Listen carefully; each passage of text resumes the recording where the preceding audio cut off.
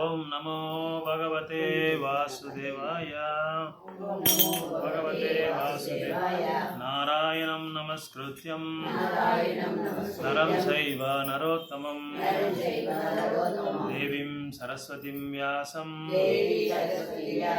ತದೋ ಜಯಮುದಿರಿಯೇ.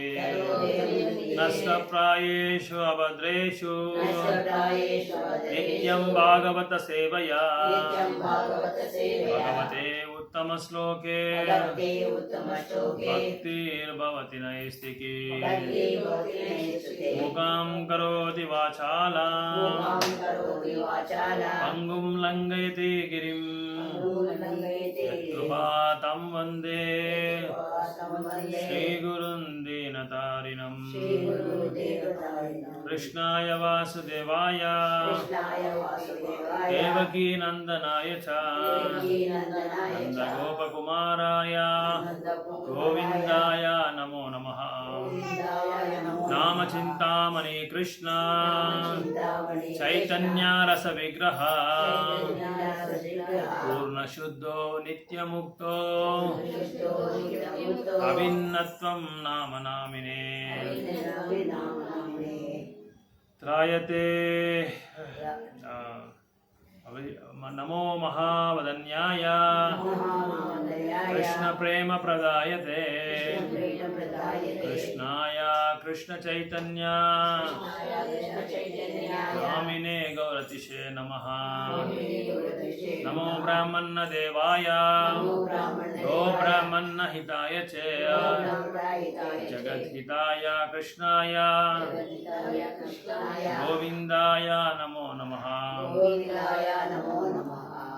ಭಗವದ್ಗೀತೆ ಯಥಾರೂಪ ಅಧ್ಯಾಯ 3 ಶ್ಲೋಕ number 29.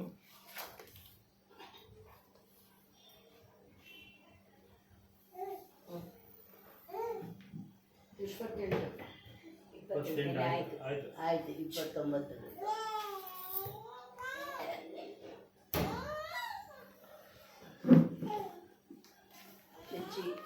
Tamil book ಅದು ತಮಿಳ್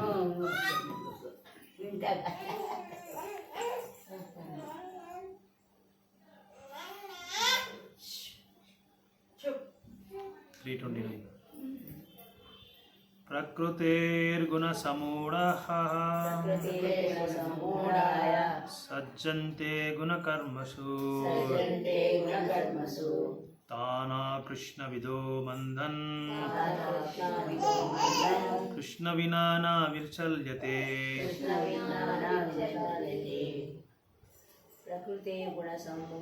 ಪ್ರಕೃತಿ ಗುಣಸಮೂಢ ಸಜ್ಜಂತೆ ಗುಣಕರ್ಮಸು ತಾನ ಕೃಷ್ಣ ವಿದೋ ಮಂದಾನ್ ಕೃಷ್ಣ ವಿನ್ನಾ ವಿಚಾಲ್ಯತೆ.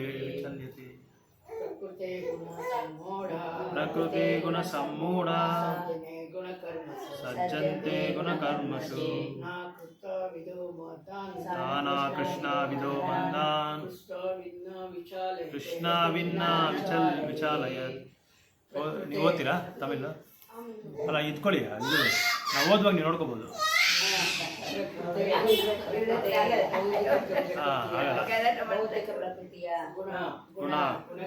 ಗುಣಗಳಿಂದ ಸಮ್ಮೂಢ ಭೌತಿಕ ಗುರುತಿಸುವಿಕೆಯಿಂದ ಮೂರ್ಖರಾಗಿ ಸಜ್ಜಂತೆ ನಿರತರಾಗುತ್ತಾರೆ. ಗುಣಕರ್ಮಸು ಭೌತಿಕ ಕಾರ್ಯಗಳಲ್ಲಿ ತಾನು ಅವರನ್ನು ಅಕೃತವಿದಃ ಅಲ್ಪಜ್ಞಾನಿಗಳನ್ನು ಆತ್ಮಸಾಕ್ಷಾತ್ಕಾರವನ್ನೆರೆಯಲು ಸೋಮಾರಿಗಳಾದ ನಿಜ ಜ್ಞಾನದಲ್ಲಿರುವನು ನಾ ವಿಚಾರತೆ ವಿಚಾರಗೊಳಿಸಲು ಪ್ರಯತ್ನಿಸಬಾರದು. ಅನುವಾದ. ಪ್ರಕೃತಿಯ ಗುಣಗಳಿಂದ ಮೂಢರಾದ ಅಜ್ಞಾನಿಗಳು ಸಂಪೂರ್ಣವಾಗಿ ಐಹಿಕ ಚಟುವಟಿಕೆಗಳಲ್ಲಿ ತನ್ಮಯರಾಗಿ ಆಸಕ್ತರಾಗಿರುತ್ತಾರೆ. ಕೆಲಸ ಮಾಡುವವರ ಅಜ್ಞಾನದಿಂದ ಈ ಕರ್ತವ್ಯಗಳು ಕೆಳಮಟ್ಟದವರಾದರೂ ವಿವೇಕಿಗಳು ಅವರನ್ನು ವಿಚಲಗೊಳಿಸಲು ಪ್ರಯತ್ನಿಸಬಾರದು. ಭಾವಾರ್ಥ. ತಿಳುವಳಿಕೆ ಇಲ್ಲದವರು ಸ್ಥೂಲ ಐಹಿಕ ಪ್ರಜ್ಞೆಯೊಂದಿಗೆ ತಮ್ಮನ್ನು ತಪ್ಪಾಗಿ ಗುರುತಿಸಿಕೊಳ್ಳುತ್ತಾರೆ ಮತ್ತು ಐಹಿಕ ಉಪಾಧಿಗಳಿಂದ ತುಂಬಿ ಹೋಗಿರುತ್ತಾರೆ. ಈ ಶರೀರವು ಐಹಿಕ ಪ್ರಕೃತಿಯ ಕೊಡುಗೆ. ದೈಹಿಕ ಪ್ರಜ್ಞೆಗೆ ಅತಿಯಾಗಿ ಅಂಟಿಕೊಂಡಿರುವವನನ್ನು ಮಂದ ಅಥವಾ ಆತ್ಮದ ಹರಿವಿಲ್ಲದ ಸೋಮಾರಿ ಎಂದು ಕರೆಯುತ್ತಾರೆ. ಅಜ್ಞಾನಿಗಳು ದೇಹವನ್ನೇ ಆತ್ಮ ಎಂದು ಭಾವಿಸುತ್ತಾರೆ. ಇತರರೊಡನೆ ದೇಹ ಬಾಂಧವ್ಯವನ್ನು ಬಂಧುತ್ವ ಎಂದು ಸ್ವೀಕರಿಸುತ್ತಾರೆ. ನಮಗೆ ದೇಹವು ದೊರೆತ ಭೂಮಿಯನ್ನು ಪೂಜಿಸುತ್ತಾರೆ ಮತ್ತು ಧಾರ್ಮಿಕ ವಿಧಿಗಳ ಔಪಚಾರಿಗಳೇ ಅಂತಿಮ ಎಂದು ಭಾವಿಸುತ್ತಾರೆ. ಸಾಮಾಜಿಕ ಕಾರ್ಯ, ರಾಷ್ಟ್ರೀಯತೆ ಮತ್ತು ಪರೋಪಕಾರಗಳು ಇವು ಐಹಿಕವಾಗಿ ಉಪಾಧಿಗಳಿಗೆ ಒಳಗಾದ ಜನರ ಕೆಲವು ಚಟುವಟಿಕೆಗಳು. ಇಂತಹ ಉಪಾಧಿಗಳ ಮೊಡಿಯಲ್ಲಿ ಸಿಕ್ಕು ಅವರು ಯಾವಾಗಲೂ ಐಹಿಕ ಕ್ಷೇತ್ರದಲ್ಲಿ ಕಾರ್ಯನಿರತರಾಗಿರುತ್ತಾರೆ. ಅವರಿಗೆ ಆತ್ಮ ಸಾಕ್ಷಾತ್ಕಾರವು ಒಂದು ಕಟ್ಟುಕತೆ, ಆದ್ದರಿಂದ ಅದರಲ್ಲಿ ಆಸಕ್ತಿ ಇಲ್ಲ. ಆದರೆ ಆಧ್ಯಾತ್ಮಿಕ ಬದುಕಿನಲ್ಲಿ ತಿಳುವಳಿಕೆ ಇರುವವರು ಹೀಗೆ ಐಹಿಕವಾಗಿ ತನ್ಮಯರಾಗಿರುವ ಜನರ ಮನಸ್ಸನ್ನು ಕ್ಷೋಭೆಗೊಳಿಸಲು ಪ್ರಯತ್ನಿಸಬಾರದು. ತಮ್ಮ ಆಧ್ಯಾತ್ಮಿಕ ಚಟುವಟಿಕೆಗಳನ್ನು ಸದ್ದಿಲ್ಲದೆ ಮುಂದುವರಿಸಿಕೊಂಡು ಹೋಗುವುದು ಉತ್ತಮ. ಹೀಗೆ ದಿಗ್ಭ್ರಾಂತಿಗೊಂಡ ಜನರನ್ನು ಅಹಿಂಸೆಯಂತಹ ಬದುಕಿನ ಮೂಲ ನೈತಿಕ ತತ್ವಗಳಲ್ಲಿ ಮತ್ತು ಇಂತಹವೇ ಐಹಿಕ ಕಲ್ಯಾಣ ಕಾರ್ಯದಲ್ಲಿ ತೊಡಗಿಸಬೇಕು. ಅಜ್ಞಾನಿಗಳಾದವರು ಕೃಷ್ಣ ಪ್ರಜ್ಞೆಯಲ್ಲಿನ ಚಟುವಟಿಕೆಗಳನ್ನು ಮೆಚ್ಚಿಕೊಳ್ಳಲಾರರು. ಆದ್ದರಿಂದ ಅವರನ್ನು ಕ್ಷೋಭೆಗೊಳಿಸಿ ಅಮೂಲ್ಯವಾದ ಸಮಯವನ್ನು ವ್ಯರ್ಥ ಮಾಡಬಾರದು ಎಂದು ಶ್ರೀಕೃಷ್ಣನು ನಮಗೆ ಬೋಧಿಸುತ್ತಾನೆ. ಆದರೆ ಭಗವಂತನ ಭಕ್ತರು ಭಗವಂತನಿಗಿಂತ ಹೆಚ್ಚು ಕೃಪಾಳುಗಳು, ಏಕೆಂದರೆ ಅವರಿಗೆ ಭಗವಂತನ ಉದ್ದೇಶವು ತಿಳಿದಿರುತ್ತದೆ. ಆದ್ದರಿಂದ ಅವರು ಎಲ್ಲ ಅಪಾಯಗಳನ್ನು ಎದುರಿಸುವರು. ಮನುಷ್ಯನಿಗೆ ನಿಸ್ಸಂದೇಹವಾಗಿ ಅಗತ್ಯವಾದ ಕೃಷ್ಣ ಪ್ರಜ್ಞೆಯ ಕಾರ್ಯಗಳಲ್ಲಿ ಅಜ್ಞಾನಿಗಳನ್ನು ತೊಡಗಿಸುವ ಪ್ರಯತ್ನವನ್ನು ಮಾಡುವಷ್ಟು ದೂರ ಸಹ ಹೋಗುತ್ತಾರೆ. 30. ಮಯಿ ಸರ್ವಾಣಿ ಕರ್ಮಾಣಿ ಸನ್ಯಾಸ ಅಧ್ಯಾತ್ಮಚೇತಸ ನಿರಾಸಿರ್ನಿರ್ಮಮೋ ಭೂತ್ವಾ ಯುಧ್ಯಸ್ವ ವಿಗತ ಜ್ವರಃ ಮಯಿ ಸರ್ವಾಣಿ ಕರ್ಮಾಣಿ ಸನ್ಯಾಸ್ಯಾಧ್ಯಾತ್ಮಚೇತಸ ನಿರಾಶೆ ನಿರ್ಮಮೋ ಭೂತ್ವಾ ಯುಧ್ಯಸ್ವ ವಿಗತ ಜ್ವರಃ ಮಯಿ ಸರ್ವಾಣಿ ಕರ್ಮಾಣಿ ಸನ್ಯಾಸಾಧ್ಯಾತ್ಮಚೇತಸ ನಿರಾಶಿರ್ನಿರ್ಮಮೋ ಭೂತ್ವಾ ಯಜ್ಞಸ್ವ ವಿಗತ ಜ್ವರಃ ಮಯಿ ನನ್ನಲ್ಲಿ ಸರ್ವಾಣಿ ಎಲ್ಲ ಬಗೆಯ ಕರ್ಮಾಣಿ ಕಾರ್ಯಗಳನ್ನು ಸನ್ಯಾಸ ಸಂಪೂರ್ಣವಾಗಿ ತ್ಯಜಿಸಿ ಆಧ್ಯಾತ್ಮ ಪೂರ್ಣ ಆತ್ಮಜ್ಞಾನದ ಚೇತಸ ಪ್ರಜ್ಞೆಯಿಂದ ನಿರಾಶೆ ಲಾಭದ ಆಸೆ ಇಲ್ಲದವನು ನಿರ್ಮಹ ಒಡೆತನದ ಭಾವವಿಲ್ಲದವನು ಹಾಗೆ ಯಜ್ಞಸ್ವ ಮಾಡು ವಿಗತ ಜ್ವರ ನಿರುತ್ಸಾಹಿಯಾಗುವುದವನು. ಆದ್ದರಿಂದ ಅರ್ಜುನ, ನಿನ್ನ ಎಲ್ಲಾ ಕರ್ಮಗಳನ್ನು ನನಗೆ ಅರ್ಪಿಸಿ ನನ್ನನ್ನು ಸಂಪೂರ್ಣವಾಗಿ ಮರೆತುಕೊಂಡು ಫಲಾಪೇಕ್ಷೆ ಇಲ್ಲದೆ, ಬಡತನವಿಲ್ಲದ ಭಾವವಿಲ್ಲದೆ, ಜಡತ್ವವಿಲ್ಲದೆ ಯುದ್ಧ ಮಾಡು. ಭಾವಾರ್ಥ: ಈ ಶ್ಲೋಕವು ಭಗವದ್ಗೀತೆಯ ಉದ್ದೇಶವನ್ನು ಸ್ಪಷ್ಟವಾಗಿ ಸೂಚಿಸುತ್ತದೆ. ಸೈನ್ಯದಲ್ಲಿನ ಶಿಸ್ತಿನಂತೆ ಕರ್ತವ್ಯಗಳನ್ನು ನಿರ್ವಹಿಸಲು ಮನುಷ್ಯನು ಸಂಪೂರ್ಣವಾಗಿ ಕೃಷ್ಣ ಪ್ರಜ್ಞೆಯನ್ನು ಪಡೆಯಬೇಕೆಂದು ಭಗವಂತನು ಬೋಧಿಸುತ್ತಾರೆ. ಇಂತಹ ಅಪ್ಪಣೆಗಳಿಂದ ಕಷ್ಟಗಳು ತಲೆದೂರಬಹುದು. ಆದರೂ ಕೃಷ್ಣನನ್ನು ನೆಚ್ಚಿ ಕರ್ತವ್ಯಗಳನ್ನು ಮಾಡಬೇಕು, ಏಕೆಂದರೆ ಜೀವಿಯ ಸಹಜ ಸ್ವರೂಪವೇ ಅದು. ಭಗವಂತನ ಸಹಕಾರವಿಲ್ಲದೆ ಜೀವಿಯು ಸುಖವಾಗಿ ಇರುವುದು ಸಾಧ್ಯವಿಲ್ಲ, ಏಕೆಂದರೆ ಜೀವಿಯ ನಿತ್ಯ ಸಹಜ ಸ್ವರೂಪವು ಭಗವಂತನ ಅಪೇಕ್ಷೆಗಳಿಗೆ ವಿಧೇಯನಾಗಿ ನಡೆದುಕೊಳ್ಳುವುದು. ಆದ್ದರಿಂದ ಭಗವಂತನು ತನ್ನ ಸೇನಾಧಿಪತಿ ಎಂದು ಭಾವಿಸಿ ಯುದ್ಧ ಮಾಡಬೇಕೆಂದು ಕೃಷ್ಣನು ಅರ್ಜುನನಿಗೆ ಅಪ್ಪಣೆ ಮಾಡಿದರು. ಭಗವಂತನ ಸುಪ್ರೀತಿಗಾಗಿ ಎಲ್ಲವನ್ನೂ ತ್ಯಾಗ ಮಾಡಬೇಕು, ಜೊತೆಗೆ ಒಡೆತನವನ್ನು ಅಪೇಕ್ಷಿಸದೆ ನಿಯತ ಕರ್ತವ್ಯಗಳನ್ನು ಮಾಡಬೇಕು. ಅರ್ಜುನನು ಭಗವಂತನ ಆಜ್ಞೆಯನ್ನು ಪರಿಗಣಿಸಲು ಅಗತ್ಯವಿರಲಿಲ್ಲ. ಏನಿದ್ದರೂ ಅವನು ಆಜ್ಞೆಯನ್ನು ಪರಿಪಾಲಿಸಬೇಕಾಗಿತ್ತು ಅಷ್ಟೇ. ಭಗವಂತನು ಎಲ್ಲ ಆತ್ಮಗಳ ಆತ್ಮ. ವೈಯಕ್ತಿಕ ಅಂಶಗಳ ಪರಿಗಣನೆ ಇಲ್ಲದೆ ಪರಮಾತ್ಮನೊಬ್ಬನೇ ಸಂಪೂರ್ಣವಾಗಿ ಅವಲಂಬಿಸುವವನನ್ನು, ಎಂದರೆ ಸಂಪೂರ್ಣವಾಗಿ ಕೃಷ್ಣ ಪ್ರಜ್ಞೆ ಇರುವವನನ್ನು ಆಧ್ಯಾತ್ಮ ಚೇತಸ ಎಂದು ಕರೆಯುತ್ತಾರೆ. ನಿರಾಶಿಹಿ ಎಂದರೆ ಮನುಷ್ಯನು ತನ್ನ ಪ್ರಭುವಿನ ಆಜ್ಞೆಯನ್ನು ನಡೆಸಬೇಕು, ಆದರೆ ಫಲವನ್ನು ನಿರೀಕ್ಷಿಸಬಾರದು ಎಂದರ್ಥ. ಹಣಕಾಸಿನ ಗುಮಾಸ್ತನು ತನ್ನ ಯಜಮಾನನಿಗಾಗಿ ಲಕ್ಷಾಂತರ ರೂಪಾಯಿಗಳನ್ನು ಎಣಿಸಬಹುದು, ಆದರೆ ಒಂದು ಬಿಡುಗಾಸನ್ನು ತನ್ನದೆಂದು ಇಟ್ಟುಕೊಳ್ಳುವುದಿಲ್ಲ. ಹಾಗೆಯೇ ಪ್ರಪಂಚದಲ್ಲಿ ಯಾವುದೂ ಯಾವ ಒಬ್ಬ ವ್ಯಕ್ತಿಗೂ ಸೇರಿದ್ದಲ್ಲ, ಎಲ್ಲವೂ ಭಗವಂತನಿಗೆ ಸೇರಿದು ಎಂದು ತಿಳಿದುಕೊಳ್ಳಬೇಕು. ಮೈಯೆ ಎನ್ನುವ ಶಬ್ದದ ನಿಜವಾದ ಅರ್ಥ ಇದೆ. ಇಂತಹ ಕೃಷ್ಣ ಪ್ರಜ್ಞೆಯಲ್ಲಿ ಕಾರ್ಯ ಮಾಡುವವನು ಖಂಡಿತವಾಗಿಯೂ ಯಾವುದರ ಮೇಲೂ ಪ್ರಭುತ್ವ ಸಾಧಿಸುವುದಿಲ್ಲ. ಈ ಪ್ರಜ್ಞೆಗೆ ನಿರ್ಮಮ, ಯಾವುದೂ ನನ್ನದಲ್ಲ ಎಂದು ಹೆಸರು. ದೇಹ ಸಂಬಂಧಿಗಳು ಎನ್ನಿಸಿಕೊಳ್ಳುವವರನ್ನು ಪರಿಗಣನೆಗೆ ತೆಗೆದುಕೊಳ್ಳದೆ ಇಂತಹ ಕಠಿಣ ಅಪ್ಪಣೆಯನ್ನು ಪರಿಪಾಲಿಸಲು ಮನಸ್ಸಿಲ್ಲವಾದರೆ ಇಂತಹ ಹಿಂಜರಿತನವನ್ನು ಕಿತ್ತು ಹಾಕಬೇಕು. ಈ ರೀತಿಯಲ್ಲಿ ಮನುಷ್ಯನು ವಿಗತ ಜ್ವರನಾಗಬಹುದು, ಎಂದರೆ ಜ್ವರ ಬಂದಂತಹ ಮನಸ್ಥಿತಿ ಅಥವಾ ಜಡತ್ವವನ್ನು ಕಳೆದುಕೊಳ್ಳಬೇಕು. ತನ್ನ ಗುಣ ಮತ್ತು ಸ್ಥಾನಗಳಿಗೆ ಅನುಗುಣವಾಗಿ ಪ್ರತಿಯೊಬ್ಬನೂ ಮಾಡಬೇಕಾದ ನಿರ್ದಿಷ್ಟ ಬಗೆಯ ಕೆಲಸವಿದೆ. ಮೇಲೆ ಹೇಳಿದ ರೀತಿಯಲ್ಲಿ ಇಂತಹ ಕರ್ತವ್ಯಗಳನ್ನೆಲ್ಲ ಕೃಷ್ಣ ಪ್ರಜ್ಞೆಯಲ್ಲಿ ನಿರ್ವಹಿಸಬೇಕು. ಇದು ಮುಕ್ತಿ ಮಾರ್ಗಕ್ಕೆ ಕರೆದೊಯ್ಯುತ್ತದೆ.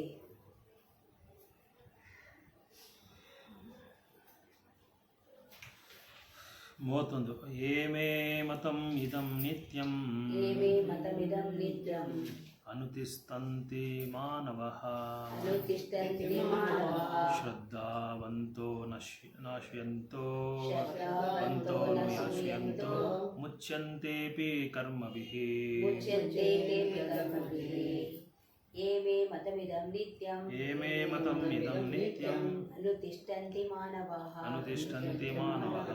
ಶ್ರದ್ಧಾವಂತೋ ನ ಶೂಯಂತೋ ಮುಚ್ಯಂತೆ ತೇಪಿ ಕರ್ಮಭಿಃ.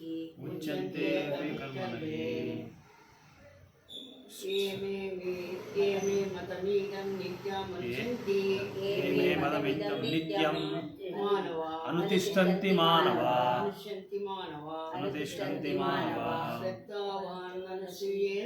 ಶ್ರದ್ಧಾವಂತೋ ನ ಶೂಯಂತೋ ಮುಚ್ಯಂತೆ ಕರ್ಮಭಿಃ.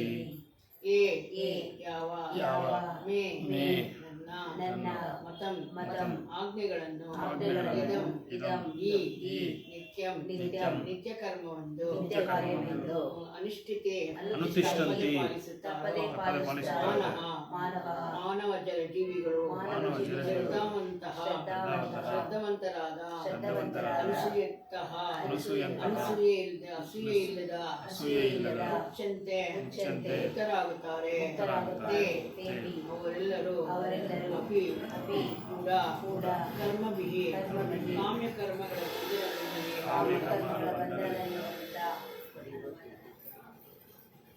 ನನ್ನ ಅಪ್ಪಣೆಗೆ ಅನುಸಾರವಾಗಿ ಕರ್ತವ್ಯಗಳನ್ನು ನಿರ್ವಹಿಸಿ ಈ ಬೋಧನೆಯನ್ನು ಅಸೂಯೆಯಿಲ್ಲದೆ ಶ್ರದ್ಧೆಯಿಂದ ಅನುಸರಿಸುವರು ಕರ್ಮಫಲದ ಬಲದಿಂದ ಬಂಧನದಿಂದ ಮುಕ್ತರಾಗುತ್ತಾರೆ. ಭಾವಾರ್ಥ. ದೇವೋತ್ತಮ ಪರಮಪುರುಷನಾದ ಕೃಷ್ಣನ ಆಜ್ಞೆಯು ಎಲ್ಲ ವೇದಗಳ ಜ್ಞಾನದ ತಿಳಿವು. ಆದ್ದರಿಂದ ಅದು ಹೊರತುಪಡಿಸಲಾಗದಂತೆ ಶಾಶ್ವತವಾಗಿ ಸತ್ಯವಾಗಿರುತ್ತದೆ. ವೇದಗಳು ನಿತ್ಯವಾಗಿರುವಂತೆ ಈ ಕೃಷ್ಣ ಪ್ರಜ್ಞೆಯಲ್ಲಿ ಸತ್ಯವೂ ನಿತ್ಯವಾದುದು. ಭಗವಂತನಲ್ಲಿ ಅಸೂಯೆ ಇಲ್ಲದೆ ಮನುಷ್ಯನು ಈ ಆಜ್ಞೆಯಲ್ಲಿ ದೃಢವಾದ ನಂಬಿಕೆಯನ್ನು ಇಟ್ಟುಕೊಳ್ಳಬೇಕು. ಭಗವದ್ಗೀತೆಗೆ ಭಾಷ್ಯಗಳನ್ನು ಬರೆಯುವ, ಆದರೆ ಕೃಷ್ಣನೇ ಶ್ರದ್ಧೆ ಇಲ್ಲದಿರುವ ತತ್ವಶಾಸ್ತ್ರಜ್ಞರು ಹಲವರಿದ್ದಾರೆ. ಅವರು ಎಂದೂ ಕರ್ಮಫಲದ ಬಂಧನದಿಂದ ಮುಕ್ತರಾಗುವುದಿಲ್ಲ. ಸಾಮಾನ್ಯ ಮನುಷ್ಯನಿಗೆ ಕೃಷ್ಣನ ಅಪ್ಪಣೆಗಳನ್ನು ಕಾರ್ಯಗತ ಮಾಡಲು ಸಾಧ್ಯವಾಗದೇ ಹೋಗಬಹುದು. ಆದರೂ ಭಗವಂತನ ನಿತ್ಯವಾದ ಅಪ್ಪಣೆಗಳಲ್ಲಿ ಅವನಿಗೆ ದೃಢವಾದ ಶ್ರದ್ಧೆ ಇದ್ದರೆ ಅವನು ಕರ್ಮದ ನಿಯಮದಿಂದ ಬಿಡುಗಡೆಯನ್ನು ಹೊಂದುತ್ತಾನೆ. ಕೃಷ್ಣ ಪ್ರಜ್ಞೆಯ ಪ್ರಾರಂಭದಲ್ಲಿ ಮನುಷ್ಯನು ಭಗವಂತನ ಅಪ್ಪಣೆಗಳನ್ನು ಸಂಪೂರ್ಣವಾಗಿ ಪಾಲಿಸದೇ ಹೋಗಬಹುದು. ಆದರೆ ಈ ತತ್ವದ ವಿಷಯದಲ್ಲಿ ಆತನಿಗೆ ವಿರೋಧ ಇಲ್ಲದಿರುವುದರಿಂದ ಮತ್ತು ಸೋಲು ಹಾಗೂ ನಿರಾಸೆಗಳ ಪರಿಗಣನೆ ಇಲ್ಲದೆ ಪ್ರಾಮಾಣಿಕವಾಗಿ ಕೆಲಸ ಮಾಡುವುದರಿಂದ ನಿಶ್ಚಯವಾಗಿಯೂ ಆತನು ಶುದ್ಧ ಕೃಷ್ಣ ಪ್ರಜ್ಞೆಗೆ ಹೇಳಬಹುದು. ಓಂ ಅಜ್ಞಾನತಿಮಿರಂಧಸ್ಯ ಜ್ಞಾನಾಂಜನಶಲಾಕಯಾ ಚಕ್ಷುರುನ್ಮಿಳಿತಂ ಯೇನ ತಸ್ಮೈ ಶ್ರೀ ಗುರುವೇ ನಮಃ. ಶ್ರೀ ಚೈತನ್ಯ ಮನೋಭೀಷ್ಟಂ ಸ್ಥಾಪಿತಂ ಯೇನ ಭೂತಲೆ ಸ್ವಯಂ ರೂಪ ಕದಾ ಮಹ್ಯಂ ददाति सपदान्तिकम् ददाति स्वपदान्तिकम् वाञ्छाकल्पतरुभ्यश्च वाञ्छाकल्पितरुभ्यश्च कृपासिन्धुभ्य एव च कृपासिन्धुभ्य एव च पतितानां पावनेभ्यो पावनेभ्यो वैष्णवेभ्यो नमो नमः। वैष्णवेभ्यो नमः। जय श्री कृष्ण चैतन्य जय श्री कृष्ण चैतन्य प्रभु नित्यानंद प्रभु नित्यानंद अद्वैत गदाधर श्री अद्वैत गदाधर श्रीवासादि गौर भक्त वृंद श्रीवासादि गौर भक्त वृंद हरे कृष्ण कृष्ण कृष्ण हरे हरे हरे राम राम राम हरे हरे हरे कृष्ण कृष्ण कृष्ण हरे हरे हरे राम राम राम हरे हरे हरे कृष्ण कृष्ण कृष्ण हरे हरे हरे राम राम राम हरे हरे। ಸೊ ನಿನ್ನೆ ನಾವು ಚರ್ಚೆ ಮಾಡಿದ್ದು 3 ಶ್ಲೋಕಗಳ ಒಂದು 5 ನಿಮಿಷ ರೀಕ್ಯಾಪ್ ಮಾಡೋಣ. 26, 27, 28.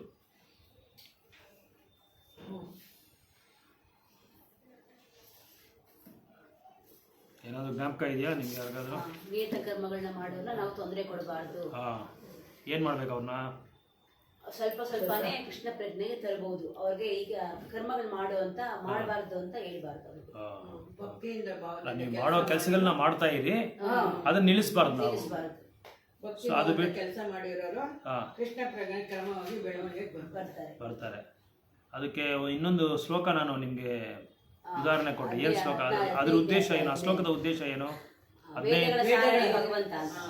ವೇದಗಳು ಭಗವಂತನೇ. ಭಗವಂತನ ಅರಿಯೋಕ್ಕೋಸ್ಕರನೇ ಜ್ಞಾನ. ವೇದ ಮಾಡಿ ವೇದಗಳನ್ನ ಓದ್ಬೇಕಾಗೋದು ಭಗವಂತನ ಅರಿಯೋಕ್ಕೋಸ್ಕರ. ವೇದಗಳು ಓದೋದೇ ನಾವು ಅವನ್ನ ಅರಿಯೋದಿಕ್ಕೆ ಅರಿಯೋಕ್ಕೋಸ್ಕರ ಅಂತಂದು ನಾವು ನನ್ನ ಅರ್ಥ ಮಾಡ್ಕೊಂಡಲ್ವಾ. ಅದಾದ್ಮೇಲೆ ವೇದಸ್ನ ಬರ್ದಿರೋದು ಯಾರು? ವೇದಶಾಸ್ತ್ರಗಳನ್ನ ವ್ಯಾಸ ಮಹರ್ಷಿ. ವ್ಯಾಸ ಮಹರ್ಷಿ. ಯಾರು ವ್ಯಾಸ ಮಹರ್ಷಿ? ಭಗವಂತನ ಸಾಹಿತ್ಯದ ಅವತಾರ.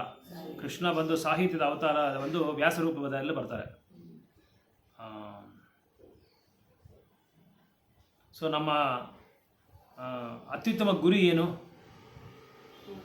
ಭಗವಂತನ ಅರಿಯೋದು. ಕೃಷ್ಣ ಪ್ರಜ್ಞೆನೇ. ಬಟ್ ಕೃಷ್ಣನ ಅರಿಯೋದು, ಕೃಷ್ಣನ ಅರ್ಥ ಮಾಡ್ಕೊಳ್ಳೋದು ಕೃಷ್ಣ ಪ್ರಜ್ಞೆನೇ.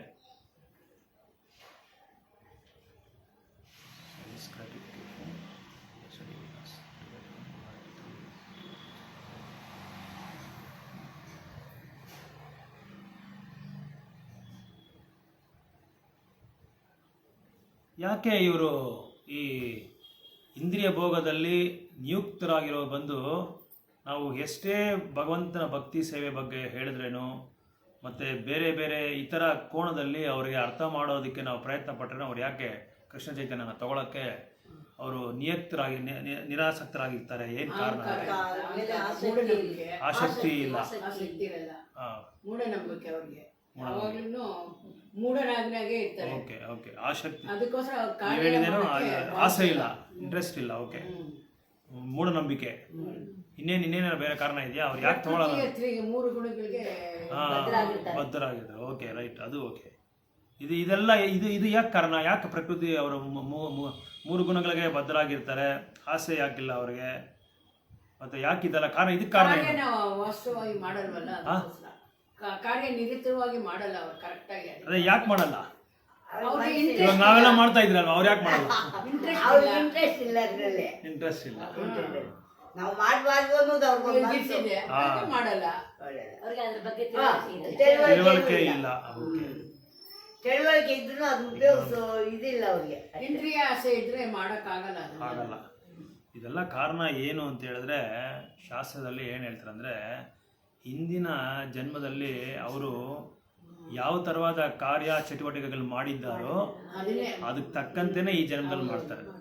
ಅದಕ್ಕೆ ನಾವು ಎಷ್ಟು ಹೇಳಿದ್ರೇನು ಅವರು ಕೃಷ್ಣ ಪ್ರಜ್ಞೆ ತಗೊಳ್ಳಲ್ಲ ಅನ್ನೋದು ಕಾರಣ ಏನಂದ್ರೆ ಅದೇ ಕಾರಣ, ಮುಖ್ಯವಾದ ಕಾರಣ ಅದು. ನೀವೆಲ್ಲ ಹೇಳಿದ್ ಕರೆಕ್ಟ್, ಹತ್ರ ಇದ್ದೀರಾ ಆನ್ಸರ್.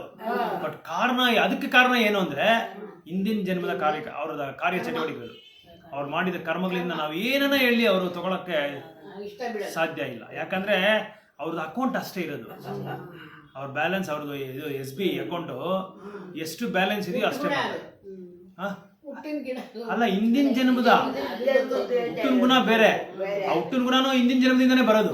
ನೀನ್ ಹೇಳ್ದಂಗೆ ಆ ಹುಟ್ಟಿನ ಗುಣ ಹಿಂದಿನ ಜನ್ಮದಲ್ಲಿ ಏನಿದೆಯೋ ಅದನ್ನೇ ಬರೋದು ಅವರು. ಈಗ ನಾವು ಈಗ ನಾವು SB ಅಕೌಂಟ್ ಅಲ್ಲಿ 50,000 ರೂಪಾಯಿ ಇದೆ ಅಂದ್ರೆ ನಾವು 60,000 ರೂಪಾಯಿ ಚೆಕ್ ಕೊಟ್ರೆ ಕೊಡಲ್ಲ, ಯಾಕಂದ್ರೆ ಇರೋದೇ 50,000ನೇ. ಅವಾಗ ಹಿಂಗೆ 60,000 ಕೊಡ್ತಾರೆ. ಸರಳವಾಗಿ ಅರ್ಥ ಮಾಡ್ಕೋಬೇಕಾದ್ರೆ ಅದೇ ಇರೋದೇ 50,000, 60,000 ಚೆಕ್ ಕೊಟ್ರೆ ಅವ್ರು ಏನ್ ಹೇಳ್ತಾರೆ ಬ್ಯಾಂಕಲ್ಲಿ, ಬ್ಯಾಲೆನ್ಸ್ ಇಲ್ಲಪ್ಪ, ಇರೋದು 50,000 ತಗೋ ಅಂತ ಹೇಳ್ತಾರೆ. ಯಾಕಂದ್ರೆ ನಮ್ಮ ಅಕೌಂಟ್ ಇರೋದು ಅಷ್ಟೇ. ನಮ್ಮ ಪುಣ್ಯ ಕಾರ್ಯಗಳು, ನಮ್ಮ ಪಾಪ ಕಾರ್ಯಗಳು ಎಷ್ಟು ಇದೆಯೋ ಅಷ್ಟೇ, ಅದನ್ನೇ ನಾವು ಮುಂದುವರಿಸ್ತಾ ಇರ್ತೀವಿ. ನಾವು ಕೊನೆವರೆಗೂ ಜೀವ ಸಹಿತ ಎಷ್ಟವರೆಗೂ ನಾವು ಮಾಡಿರ್ತೀರೋ ಅಲ್ಲಿವರೆಗೂ ಸ್ಟಾಪ್ ಆಗಿ ಮತ್ತೆ ಇನ್ನು ಆತ್ಮ ಬಂದು ಏನಾಗುತ್ತೆ, ಇನ್ನೊಂದು ದೇಹನ ಅಂಗೀಕಾರ ಮಾಡುತ್ತೆ. ಹರೇ ಕೃಷ್ಣ.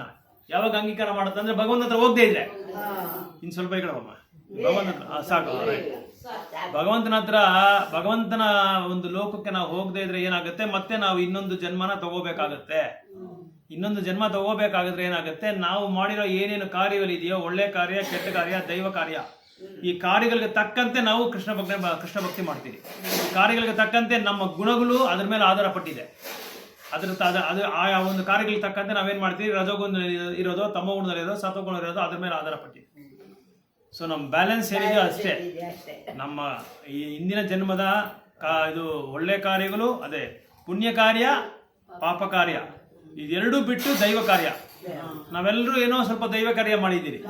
ಆ ವೈಷ್ಣವರ ಕೃಪೆಯಿಂದ, ಆ ದೈವ ಕೃಪೆಯಿಂದ ಏನೋ ಪ್ರಸಾದ ತಗೊಂಡಿದ್ದೀರಿ, ಇಲ್ಲಾಂದ್ರೆ ಏನೋ ಒಂದು ಶಾಸ್ತ್ರಗಳನ್ನ ಯಾವಾಗಲೂ ಭಗವದ್ಗೀತಾ ಕೇಳಿದ್ದೀರಿ, ಇಲ್ಲ ಏಕಾದಶಿ ವ್ರತನ ಅಬ್ಸರ್ವ್ ಮಾಡಿದ್ದೀರಿ, ಇಲ್ಲಾಂದ್ರೆ ಏನೋ 16 ರೌಂಡ್ ಜಪನೇ ಮಾಡಿರ್ಬೋದು, ಹೇಳಕ್ಕಾಗಲ್ಲ.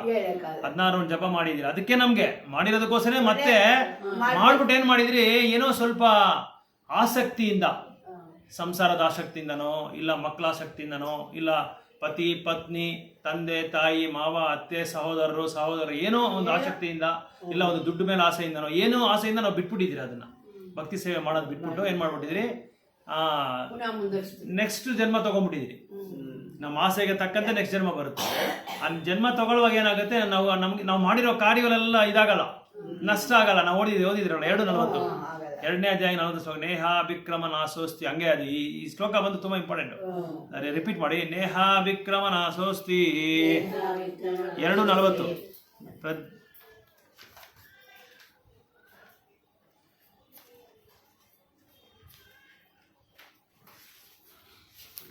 ನೇಹ ವಿಕ್ರಮ ನಾಸೋಸ್ತಿ ಪ್ರತ್ಯವಾಯೋ ನ ವಿದ್ಯತೆ ಸ್ವಲ್ಪಮಪಿ ಯಸ್ಯ ಧರ್ಮಸ್ಯ ತ್ರಾಯತೆ ಮಹತೋ ಭಯ. ಸೊ ಭಕ್ತಿ ಸೇವೆನಲ್ಲಿ ಮಾಡುವ ಪ್ರತಿಯೊಂದು ಪ್ರಯತ್ನಗಳಲ್ಲಿ ಯಾವತ್ತೂ ಕಡಿಮೆನೂ ಆಗಲ್ಲ, ನಷ್ಟನೂ ಆಗಲ್ಲ. ಯಾವ ಥರ ಒಂದು ಸ್ವಲ್ಪ ಅಡ್ವಾನ್ಸ್ಮೆಂಟ್ ಇದ್ರೇನು ಸರಿ, ಸ್ವಲ್ಪ ಭಕ್ತಿ ಸೇವೆ ನಾವು ಒಂದು ಮಾಡಿದ್ರೇನು ಏನಾಗುತ್ತೆ ನಮಗೆ, ಅದು ನಮ್ಮನ್ನ ಮೋಸ್ಟ್ ಡೇಂಜರಸ್ ಪೊಸಿಷನ್, ಅಂದರೆ ಅಪಾಯಕರವಾದ ಸ್ಥಿತಿಯಿಂದ ಕೂಡ, ಅಪಾಯಕರವಾದ ಒಂದು ಸಿಚುವೇಶನ್ ಸಂದರ್ಭದಿಂದ ನಮ್ಮನ್ನು ಕಾಪಾಡುತ್ತೆ ಅಂತ ಹೇಳ್ತಾ ಇದ್ದಾರೆ. ನಷ್ಟ ಇಲ್ಲ, ಕರೆಕ್ಟು. ಭಕ್ತಿ ಸೇವೆ ಮಾಡೋದ್ರಲ್ಲಿ ನಷ್ಟ ಇಲ್ಲ, ಕಡಿಮೆನಾಗಲ್ಲ. ನಾವೆಲ್ಲಿ ಸ್ಟಾಪ್ ಮಾಡಿದಿರೋ ಅಲ್ಲಿಂದ ಮತ್ತೆ ಶುರು ಮಾಡ್ಕೋಬಹುದು. ಆ ಥರ ಭೌತಿಕ ಪ್ರಪಂಚದಲ್ಲಿ ನಾವು ಏನೇ ಕಾರ್ಯಗಳು ಮಾಡಿದರೆ ಅದು ನಷ್ಟನೇ. ಮತ್ತೆ ನಾವು ಮೊದಲಿಂದ ಬರಬೇಕು. ಮೊದಲನೇ ಇವಾಗ 10ನೇ ಇದು +2 ಓದ್ಬಿಟ್ಟು ನಾವು ಇದಾಗ್ಬಿಟ್ಟಿದ್ದೀರಿ ಅನ್ಕೊಳ್ಳಿ, ಓದ್ಲಿಲ್ಲ ಅನ್ಕೊಳ್ಳಿ, ಮತ್ತೆ ನಾವು ಇನ್ನೊಂದು ಜನ್ಮ ತಗೊಂಡ್ರೆ ಫಸ್ಟ್ ಕ್ಲಾಸಿಂದ ಓದಬೇಕು. ನಾನು ಓದ್ ಜನ್ಮದಲ್ಲಿ +2 ಓದ್ದೆ, ನನಗೆ ಅಲ್ಲಿಂದ ಅಡ್ಮಿಷನ್ ಕೊಟ್ಟಿರೋದೇ ಕೊಡಲ್ಲ, ಹೋಗಪ್ಪ LKG ಹೋಗಪ್ಪ ಅಂತ ಹೇಳ್ತೇವೆ, ಓದ್ಕೊಂಬ ಅಂತ. ಆದರೆ ಭಕ್ತಿ ಸೇವೆನಲ್ಲಿ ಆ ಥರ ಇಲ್ಲ. ನಾವು ಎಲ್ಲಿ ಅದಕ್ಕೆ ಭಗವಂತ ಅರೇಂಜ್ ಮಾಡ್ತಾರೆ ನಮ್ಮನ್ನ. ಆ ಥರವಾದ ಒಂದು ಸಂದರ್ಭ, ಆ ಥರವಾದ ಒಂದು ತಂದೆ ತಾಯಿಗಳು, ಅದೇ ಥರವಾದ ಒಂದು ಮನೆ, ಒಂದು ಸ್ಥಳ, ಕ್ಷೇತ್ರ ಎಲ್ಲ ರೆಡಿ ಮಾಡಿಬಿಟ್ಟು ಅಲ್ಲಿಂದ ಶುರು ಮಾಡೋ ಥರ ನಮ್ಗೆ ಮಾಡ್ಕೊಡ್ತಾರೆ. ಸೊ ಇದೆಲ್ಲ ನಾವೇನೋ ಮಾಡಿದ್ದೀರಿ, ಏನೋ ಸೇವೆ ಮಾಡಿದ್ದೀರಿ, ಸ್ವಲ್ಪ ಕಿಂಚಿತ್ ಸೇವೆ ಮಾಡಿದ್ದೀರಿ. ಅದಕ್ಕೆ ಭಗವಂತ ಏನು ಮಾಡಿದ್ದಾರೆ, ನಮ್ಮನ್ನೆಲ್ಲ ಮತ್ತೆ ನನ್ನ ಬಗ್ಗೆ ಅವ್ರು ತಿಳ್ಕೊಳ್ಳಿ ಅಂತ ಹೇಳ್ಬಿಟ್ಟು ಮತ್ತೆ ಒಂದು ಅವಕಾಶ ಕೊಟ್ಟಿದ್ದಾರೆ. ಸೊ ಅದಕ್ಕೆ ಭಗವಂತ ಹೇಳ್ತಾನೆ ಅಂತ. ಈಗ ಇದು ಅಭಕ್ತರನ್ನ ಅಂದರೆ ಕರ್ಮಿಗಳನ್ನ ಅಂತ ಹೇಳ್ಬೋದು, ಬದ್ಧ ಜೀವಗಳನ್ನ ಅವ್ರು ಮಾಡೋ ಕರ್ತವ್ಯಗಳಲ್ಲಿ ನೀವು ಯಾವುದೋ ಅವರಿಗೆ ತೊಂದರೆ ಕೊಡಬೇಡಿ, ಅವ್ರಿಗೆ ಅಸಮಾಧಾನ ಆಗಬಾರ್ದು, ಸಮಾಧಾನ ತರ ನೀವು ಏನೋ ಅವ್ರಿಗೆ ಸ್ವಲ್ಪ ಕೃಷ್ಣ ಪ್ರಜ್ಞೆ ಕ್ರಮೇಣ ಕೊಡಿ ಅಂತ ಹೇಳ್ತಾರೆ. ಕ್ರಮೇಣ ಕೊಡಿ ಅಂತ 26ನೇ ಶ್ಲೋಕದಲ್ಲಿ ಹೇಳ್ತಾ ಇದಾರಲ್ವಾ, gradual development of Krishna consciousness. 27ನೇ ಶ್ಲೋಕದಲ್ಲಿ ಏನ್ ಹೇಳ್ತಾ ಇದ್ದಾರೆ, the spirit soul bewildered by the influence of false ego. False ego ಅಂದ್ರೆ ಅಹಂಕಾರ. ನಿತ್ಯ ಅಹಂಕಾರ ಅಂತ ಹೇಳಿ ಹಾಕಿದಾರ, ಏನು ಹಾಕಿದಾರೆ? ಮಿಥ್ಯ ಅಹಂಕಾರ, ಅಹಂಕಾರ ಮೂಡುದು. ಅಹಂಕಾರ ಮಾಡೋದು. ಸೊ ಅಹಂಕಾರದಿಂದ ಏನ್ ಮಾಡ್ತಾನೆ, ಎಲ್ಲಾ ಕಾರ್ಯಗಳು ನಾನೇ ಮಾಡಿರೋದು ಅಂತ ಹೇಳ್ತಾ ಇದ್ದಾರೆ. ನಿನ್ನೆ ನಾನು ಉದಾಹರಣೆಗಳು ನಿಮ್ಗೆ ಕೊಟ್ಟೆ, ಎಲ್ಲ ಉದಾಹರಣೆಗಳು. ಒಂದು ದೇವಸ್ಥಾನ ಕಟ್ತಾನೆ, ನಾನೇ ಕಟ್ಟಿರೋ ದೇವಸ್ಥಾನ, ನಂದೇ ದುಡ್ಡು, ನಂದೇ ಯಜಮಾನತ್ವ, ನಾನೇ ಇದಕ್ಕೆ ಕಷ್ಟ ಬಿದ್ದಿರೋದು, ನಾನೇ ಬೆವರು ಸುರಿಸಿ ರಕ್ತ ಸುರಿಸಿ ನನ್ನ ಕೈ ಕಾಲೆಲ್ಲ ಬಿದ್ದು ಎಲ್ಲ ಕಷ್ಟ ಬಿದ್ದು ನಾನೇ ದೇವಸ್ಥಾನ ಕಟ್ಟೋದು, ಎಲ್ಲದಕ್ಕೂ ನಾನೇ ಕಾರಣ, ನಾನೇ ನಾನೇ ನಾನೇ ಅಂತ ಎಲ್ಲದಕ್ಕೂ ಅವನೇ ಕರ್ತ, ನಾನೇ ಕರ್ತ. ಕರ್ತಾಹಂ ಹೇಳಿದಾರಲ್ಲಿ, ಕರ್ತಾಹಂ ಇತಿ ಮನ್ಯತೆ ಅಂದ್ರೆ ಏನರ್ಥ? ಕರ್ತಾಹಂ ಇತಿ ಮನ್ಯತೆ ಅಂದ್ರೆ ನಾನೇ ಕರ್ತ ಅಂತ ಹೇಳ್ತಾರೆ, ಎಲ್ಲ ನಾನೇ ಮಾಡ್ಕೊಂಡಿರೋದು ಅಂತ.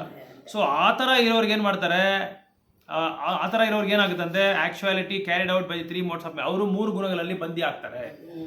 ರಜೋಗುಣ ಅದು, ನಾನೇ ಅನ್ನೋದು ಬಂದು ರಜೋಗುಣ.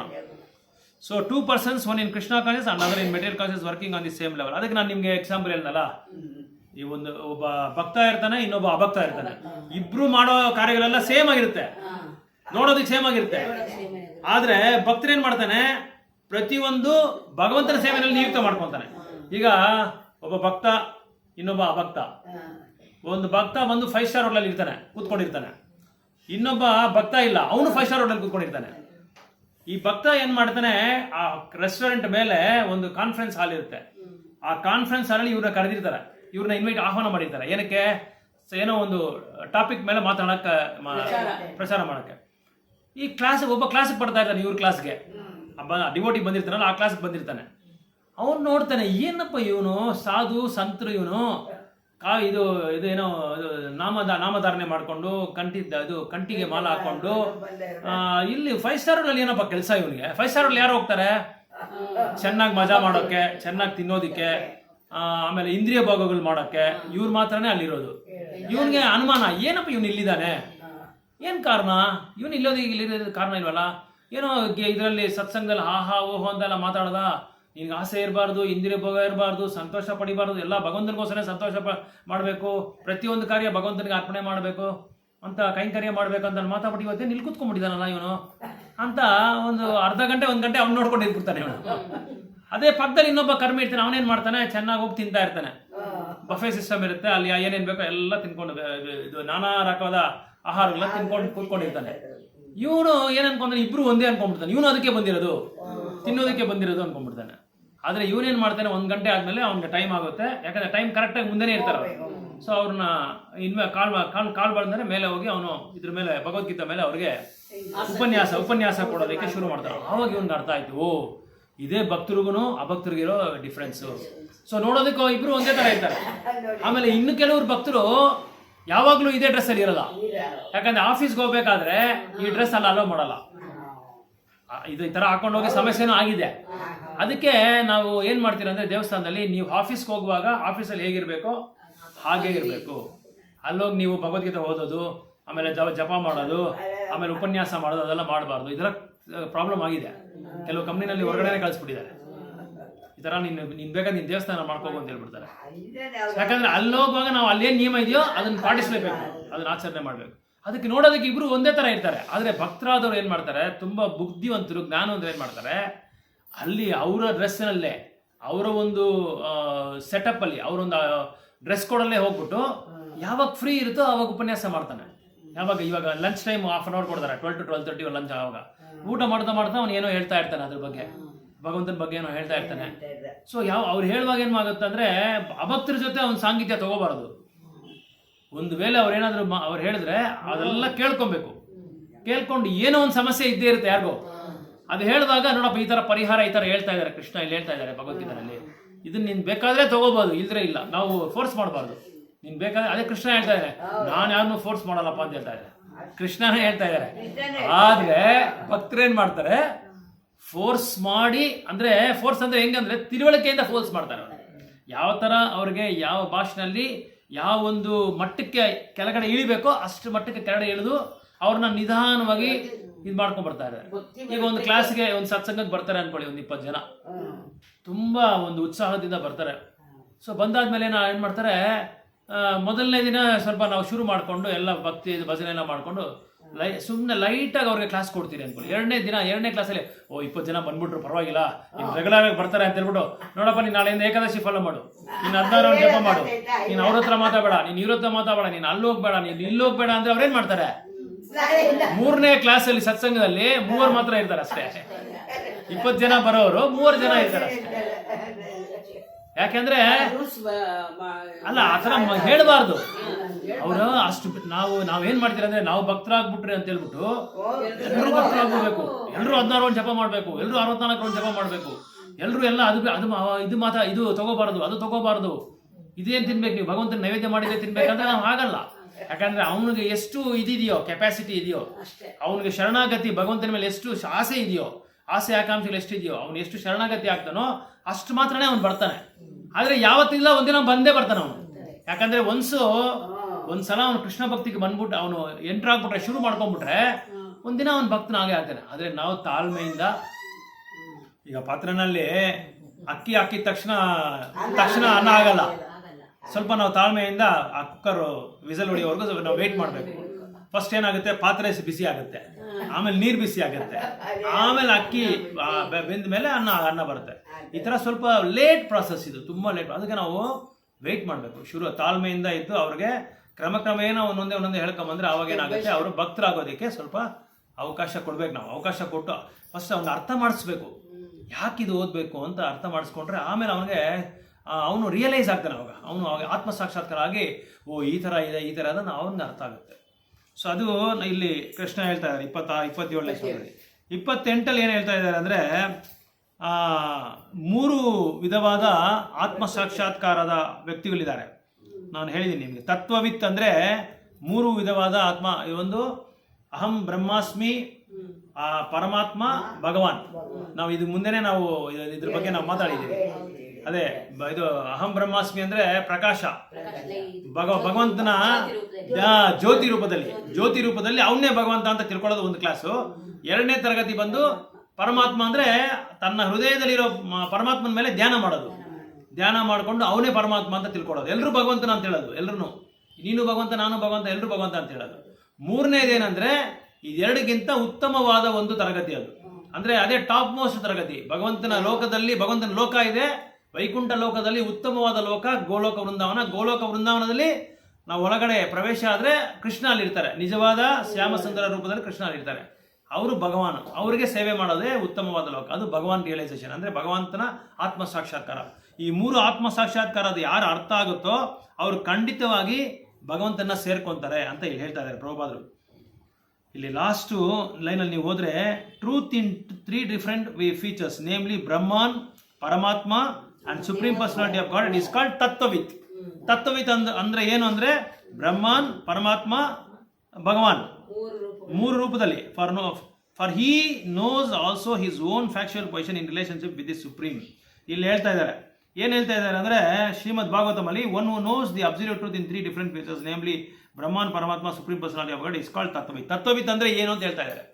ತತ್ವವಿತ್ ಅಂದ್ರೆ ತತ್ವವನ್ನು ಗೊತ್ತಿರೋನು, ಸಿದ್ಧಾಂತವನ್ನು ಗೊತ್ತಿರೋನು, ಫಿಲಾಸಫಿ ಗೊತ್ತಿರೋನು ಅಂತ ಹೇಳ್ತಾ ಇದ್ದಾರೆ. He knows that his material condition of life is under the supreme control of Lord, consequently is not disturbed by all kinds of material reactions. So ಇದು 28ನೇ ಶ್ಲೋಕದಲ್ಲಿ. 28ನೇ ಶ್ಲೋಕದಲ್ಲಿ ಏನು ಹೇಳ್ತಾರೆ ಅಂದರೆ, does not engage himself in the senses and sense gratification, knowing well the differences between work in devotion and work for fruitive activities. ಇವನಿಗೆ ಎರಡೂ ಗೊತ್ತಿರುತ್ತೆ. ಈ ತತ್ವ ಗೊತ್ತಿರೋನ್ಗೆ, ಸಿದ್ಧಾಂತ ಗೊತ್ತಿರೋನ್ಗೆ ಇಂದ್ರಿಯ ಭೋಗ ಅನ್ನೋದು ಏನು ಅಂತ ಗೊತ್ತು, ಮತ್ತೆ ಸೇವೆ ಅನ್ನೋದು ಏನು ಗೊತ್ತು, ಭಕ್ತಿ ಸೇವೆ ಅನ್ನೋದು ಏನು ಗೊತ್ತು, ಎರಡೂ ಗೊತ್ತಿರ್ತಾನೆ. ಅದಕ್ಕೆ ಇವನೇನು ಮಾಡ್ತಾನೆ, ಆ ಇಂದ್ರಿಯ ಭೋಗ ಹತ್ರನೇ ಇವನು ಹೋಗಲ್ಲ. ಆ ಸೆನ್ಸ್ ಗ್ರಾಟಿಫಿಕೇಶನ್ ಅದು ಅವನ ಆಸೆ ಆಕಾಂಕ್ಷೆ ಎಲ್ಲ ಬಿಟ್ಬಿಡ್ತಾನೆ. ಎಲ್ಲ ಬಿಟ್ಟು ಏನು ಮಾಡ್ತಾನೆ, ಭಗವಂತನಿಗೋಸ್ಕರನೇ ಸೇವೆ ಮಾಡ್ಕೊಂಡಿರ್ತಾನೆ ಇವನು. ಅದಕ್ಕೆ ಏನು ಹೇಳ್ತಾರೆ ಅಂದರೆ ತತ್ವವಿತ್ ಅಂತ ಹೇಳ್ತಾರೆ. The nowhere of the absolute truth of convince of awkward position in material. ಯಾಕಂದ್ರೆ ಅವನು ಭೌತಿಕ ಪ್ರಪಂಚದ ಬಗ್ಗೆ ಎಲ್ಲ ಗೊತ್ತಿರುತ್ತೆ ಅವನಿಗೆ. ಎಷ್ಟೇ ಏನೇ ನಾವು ಎಂಜಾಯ್ಮೆಂಟ್ ಮಾಡಲಿ, ಏನೇ ಸಂತೋಷಕ್ಕೆ ನಾವು ಸಂತೋಷನ ಅನುಭವ ಪಡಲಿ, ಮತ್ತೆ ನಮಗೆ ಏಟ್ ಮೇಲೆ ಏಟ್ ಬೀಳ್ತಾ ಇರುತ್ತೆ. ಯಾವುದೋ ಒಂದು ಏಟ್ ಬೀಳ್ತಾ ಇರುತ್ತೆ ಭೌತಿಕ ಪ್ರಪಂಚದಲ್ಲಿ. ಇವತ್ತು ದಿನ ಚೆನ್ನಾಗಿದ್ದೀರಿ ಅಂದರೆ ನಾಳೆ ಏನಿರುತ್ತೆ ಗೊತ್ತಾಗಲ್ಲ. ನಾಳದ್ದು ಚೆನ್ನಾಗಿರ್ತೀರ ಅಂದ್ರೆ ಇನ್ನೊಂದು ದಿನ ಏನಿರುತ್ತೆ ಗೊತ್ತಿಲ್ಲ. ಇನ್ನೊಂದು ದಿನ ಬೇಡ, ನೆಕ್ಸ್ಟ್ ಚೆನ್ನಾಗಿ ಹೇಳಿದ್ರೆ ಇರ್ಬೋದು ನಾವು. ಈಗ ಚೆನ್ನಾಗಿದ್ರೆ ಸಾಯಂಕಾಲ ಏನೋ ಒಂದು ಪ್ರಾಬ್ಲಮ್ ಬಂದೇ ಬರುತ್ತೆ. ಸೊ ಈ ತರ ಕ್ಷಣವೂ ಪ್ರಮಾದಕರ ಭೌತಿಕ ಪ್ರಪಂಚ. ನಾವೊಂದು ಶ್ಲೋಕ ಓದಿದ್ರಿ, ಪದಂ ಪದಂ ಎದ್ದಿ ಪದಂ ನಟೇಶ ಅಂತ ಒಂದು ಶ್ಲೋಕ ಓದಿ. ಆ ಶ್ಲೋಕದಲ್ಲಿ ಹೇಳ್ತಾ ಇದ್ದಾರೆ, ಪ್ರತಿ ಕ್ಷಣ ಬಂದು ಯಾವಾಗಲೂ ಏನಾಗುತ್ತೆ ಅಂತ ನಾವು ಭೌತಿಕ ಪ್ರಪಂಚದಲ್ಲಿ ಹೇಳಕ್ಕೆ ಆಗಲ್ಲ. ಆ ಥರ ಏನಾದರೂ ಒಂದು ಆಗ್ತಾನೆ ಇರ್ಬೋದು. ಸೊ ಆ ಥರ ಇರುವಾಗ ಅಂಥ ಇದಕ್ಕೆ ಇವನು ಹೋಗೋದೇ ಇಲ್ಲ. ಯಾರೋ ಭಕ್ತ ಅಂತ ಒಂದು ಇದಕ್ಕೆ ಆ ಭೌತಿಕ ಪ್ರಪಂಚದಲ್ಲಿ ಯಾವುದೇ ಒಂದು ಚಟುವಟಿಕೆಗಳು ನಿಯುಕ್ತರಾಗಲ್ಲ. ಯಾಕಂದ್ರೆ ಇವನು ಭಕ್ತಿ ಸೇವೆನಲ್ಲಿ ಸಂಪೂರ್ಣವಾಗಿ ನಿಯುಕ್ತರಾಗಿರ್ತಾನೆ. ಸೊ ಇನ್ನೊಂದೇನೆಂದ್ರೆ ಅವನ ನಿಜವಾದ ಪೊಸಿಷನ್, ನೀನು ಹೇಳ್ದ ನನಗೆ ಅವನ ನಿಜವಾದ ಪೊಸಿಷನ್ ಏನಂತ ಗೊತ್ತು ಅವನಿಗೆ. ನಮ್ಮ ನಿಜವಾದ ಒಂದು ಕರ್ತವ್ಯ ಏನು, ನಮ್ಮ ಕರ್ತವ್ಯ ಏನು. ನೆನ್ನೆ ಒಂದು ಶ್ಲೋಕ ನಾವು ಬಯಟ್ ಮಾಡ್ದಲ್ಲ, ಒಂದು ಭಕ್ತನ ಒಂದು ಕರ್ತವ್ಯ ಏನು, ಒಂದು ಆತ್ಮ ಕರ್ತವ್ಯ ಏನು, ಆತ್ಮದ ಒಂದು ನೆಲೆ ಅಂದ್ರೆ ಪೊಸಿಷನ್.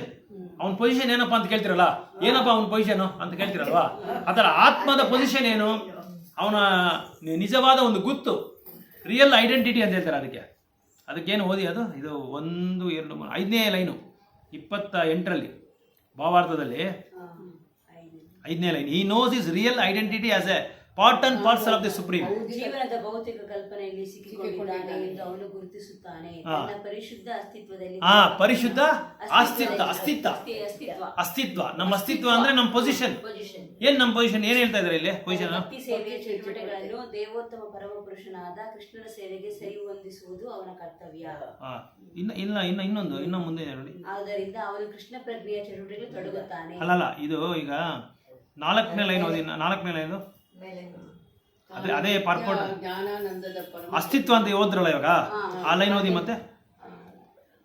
ತನ್ನ ಪರಿಶುದ್ಧ ಅಸ್ತಿತ್ವದಲ್ಲಿ ತನ್ನ ಭಕ್ತಿ ಸೇವೆಯ ಚಟುವಟಿಕೆಗಳನ್ನು ದೇವೋತ್ತಮ ಪರಮಪುರುಷನಾದ ಕೃಷ್ಣನ ಸೇವೆಗೆ ಸರಿ ಹೊಂದಿಸುವುದು ಅವನ ಕರ್ತವ್ಯ. ಅದಾದ್ಮೇಲೆ ಆದ್ದರಿಂದ ಅವನು ಕೃಷ್ಣ ಪ್ರಜ್ಞೆಯ ಚಟುವಟಿಕೆಗಳಲ್ಲಿ ತೊಡಗುತ್ತಾನೆ. ಐಹಿಕ ಚಟುವಟಿಕೆಗಳು ಸನ್ನಿವೇಶಕ್ಕೆ ಮಿತಗೊಂಡವು ಮತ್ತು ತಾತ್ಕಾಲಿಕ. ಯಾವ್ದು ಓದ್ತಾ ಇದ್ರಿ ನೀವು, ಯಾವ ಶ್ಲೋಕ? ಅದು 28. 28 ಓದಿ. ಓಕೆ. ಆದ್ದರಿಂದ ಆತನಿಗೆ ಸಹಜವಾಗಿ ಭೌತಿಕ ಇಂದ್ರಿಯಗಳ ಚಟುವಟಿಕೆಗಳಲ್ಲಿ ಆಸಕ್ತಿ ಇರುವುದಿಲ್ಲ. ತನ್ನ ಬದುಕಿನ ಐಹಿಕ ಸ್ಥಿತಿಯು ಭಗವಂತನ ಪರಮ ನಿಯಂತ್ರಣದಲ್ಲಿದೆ ಎಂದು ಅವನಿಗೆ ಗೊತ್ತು. ಆದ್ದರಿಂದ ವಿವಿಧ ಬಗೆಯ ಪ್ರಾಪಂಚಿಕ ಪ್ರತಿಕ್ರಿಯೆಗಳು ಅವನ ಮನಸ್ಸನ್ನು ಕಲಕುವುದಿಲ್ಲ. ಈ ಪ್ರತಿಕ್ರಿಯೆಗಳು ಭಗವಂತನ ಕರುಣೆ ಎಂದು ಅವನು ಭಾವಿಸುತ್ತಾನೆ. ಅವನ ಅಸ್ತಿತ್ವ ಏನು ಅಂತ ಹೇಳಿದ್ರೆ ಭಗವಂತನ ಅಂಶ, ನಾವು ಭಗವಂತನ ಅಂಗಾಂಶ. ಸೊ ಭಗವಂತನ ಅಂಗಾಂಶ ಅಂದ್ರೆ ನಾವೇನ್ ಮಾಡ್ಬೇಕು, ಭಗವಂತನಿಗೆ ನಾವು ಏನಾಗಿರ್ಬೇಕು, ಸೇವಕನಾಗಿರ್ಬೇಕು. ದಾಸಾನು ಅಂತ ಸೇವಕನಾಗಿರ್ಬೇಕು. ಅದೇ ನಮ್ಮ ಅಸ್ತಿತ್ವ. ಅದನ್ನ ಭಕ್ತನಿಗೆ ಚೆನ್ನಾಗಿ ಗೊತ್ತು, ಆದ್ರೆ ಅಭಕ್ತನಿಗೆ ಅದು ಗೊತ್ತಿಲ್ಲ. ಅದು ಗೊತ್ತಿಲ್ದಿರೋ ಕಾರಣಕ್ಕೆ ಏನ್ ಮಾಡ್ತಾನೆ, ಅವನು ಏನೇನ್ ಬೇಕೋ ಅದೆಲ್ಲ ಬೇಗ ಅದು ಮಾಡ್ಕೊಂತಾನೆ. ಅವನ ಆಸೆ ಆಕಾಂಕ್ಷೆಗಳನ್ನ ಅವನು ತೃಪ್ತಿಪಡಿಸ್ಕೊಂತಾ ಇರ್ತಾನೆ. ಸೊ ಅದೇ ಇಲ್ಲಿ ಹೇಳ್ತಾ ಇದ್ದಾರೆ, ಯಾರಿಗೆ ಈ ತತ್ವ ಬಗ್ಗೆ ಗೊತ್ತೋ ಅವ್ರೇನ್ ಮಾಡ್ತಾರೆ, ಅವನ ಅಸ್ತಿತ್ವವನ್ನು ಗೊತ್ತಿರುತ್ತೆ ಅವನಿಗೆ. ನಾನು ಭಗವಂತನ ಅಂಶ, ನಾನು ಭಗವಂತನಿಗೆ ಸೇವೆ ಮಾಡಲೇಬೇಕು ನಾನು ಅಂತ ಅವನಿಗೆ ಚೆನ್ನಾಗಿ ಗೊತ್ತಿರುತ್ತೆ. ಆತ್ಮ ಪರಮಾತ್ಮನ ಸೇವೆ ಮಾಡ್ತಾನೆ, ಎಲ್ಲ ಕೋಣದಲ್ಲಿ ಅವನು ಸಂತೃಪ್ತಿ ಆಗ್ತಾನೆ, ಸಂತೋಷ ಆಗ್ತಾನೆ. ಯಾಕಂದ್ರೆ ಭಗವಂತ ಯಾರು, ಸಚ್ಚಿತಾನಂದ ಸ್ವರೂಪ. ಸತ್ ಚಿತ್ ಆನಂದ. ಸತ್ ಅಂದ್ರೆ ಶಾಶ್ವತವಾದವರು, ಚಿತ್ ಅಂದ್ರೆ ಸಂಪೂರ್ಣವಾದ ಜ್ಞಾನ ಇರೋರು, ಆನಂದ ಅಂದ್ರೆ ಸಂಪೂರ್ಣವಾದ ಸಂತೋಷ ಪಡೆದವನು. ಇದು 3 ಭಗವಂತನಿಗೆ ಈ ಕ್ವಾಲಿಟಿ ಇದೆ, ಈ ಗುಣ ಇದೆ. ಅದೇ ಗುಣ ಯಾರಿಗಿರುತ್ತೆ, ಅವ್ರ ಅಂಶ ಯಾರು, ನಾವೆಲ್ಲರೂ ಅವ್ರ ಅಂಶನೇ, ನಮಗೂ ಅದು ಇರುತ್ತೆ. ಆದ್ರೆ ಸ್ವಲ್ಪ ಮಟ್ಟಿಗೆ ನಮ್ಗಿರುತ್ತೆ, ಭಗವಂತನಿಗೆ ಪೂರ್ಣ ಸಂಪೂರ್ಣವಾಗಿರುತ್ತೆ. ಅದೇ ಡಿಫ್ರೆನ್ಸ್ ಇಲ್ಲಿ. ಸೊ 29ನೇ ಶ್ಲೋಕದಲ್ಲಿ ಏನ್ ಹೇಳ್ತಾ ಇದ್ದಾರೆ ಅಂದ್ರೆ, ಭಗವಂತ bewildered by the modes of material nature, the ignorant fully engage themselves in material activities and become attached. 3 ಗುಣಗಳಿಂದ ಅವನೇನಾಗಿದ್ದಾನೆ, ಪ್ರಭಾವಿ ಆಗಿದ್ದಾನೆ. ಯಾರು? ಬದ್ಧ ಆತ್ಮ, ಇಗ್ನೋರೆಂಟ್, ಅಜ್ಞಾನಿಗಳೇನೋ ಜ್ಞಾನ ಇಲ್ಲ. ಅಜ್ಞಾನ ಅಂದ್ರೆ ಜ್ಞಾನ ಇಲ್ಲ ಅಂತ ಅರ್ಥ. ಯಾವುದ್ರ ಬಗ್ಗೆ ಜ್ಞಾನ ಇಲ್ಲ? ಭಗವಂತನ ಬಗ್ಗೆನೂ ಜ್ಞಾನ ಇಲ್ಲ, ತನ್ನ ಬಗ್ಗೆ ತನಗೆ ಜ್ಞಾನ ಇಲ್ಲ, ತಾನು ಯಾರು ಅಂತಾನೆ ಗೊತ್ತಿಲ್ಲ ಅವನಿಗೆ. ತಾನು ಯಾರು? ಆತ್ಮ. ತಾನು ಯಾರು? ಆತ್ಮದ ನಿಜ ಸ್ವರೂಪ ಏನು, ಅಸ್ತಿತ್ವ ಏನು?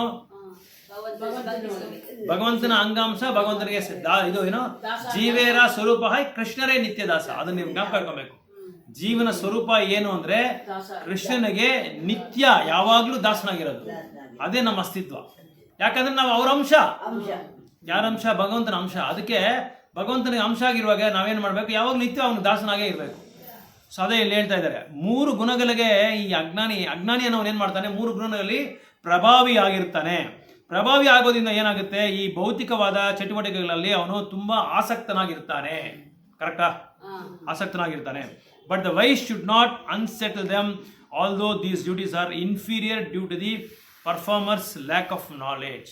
ಆದರೆ ಬುದ್ಧಿವಂತ, ಜ್ಞಾನವಂತ ಅವನೇನ್ ಮಾಡಬೇಕು, ಅವನ್ನ ಯಾವಾಗಲೂ ಅವನ್ನ ಶೋಭೆಯಲ್ಲಿ ಉಂಟು ಮಾಡಬಾರ್ದು. ಅವನ್ನ ಅಲ್ಲ, ಶೋಭೆ ಅಂದ್ರೆ ಕನ್ಫ್ಯೂಸ್ ಮಾಡಬಾರ್ದು, ಅವನ್ನ ಕನ್ಫ್ಯೂಸ್ ಮಾಡಬಾರ್ದು.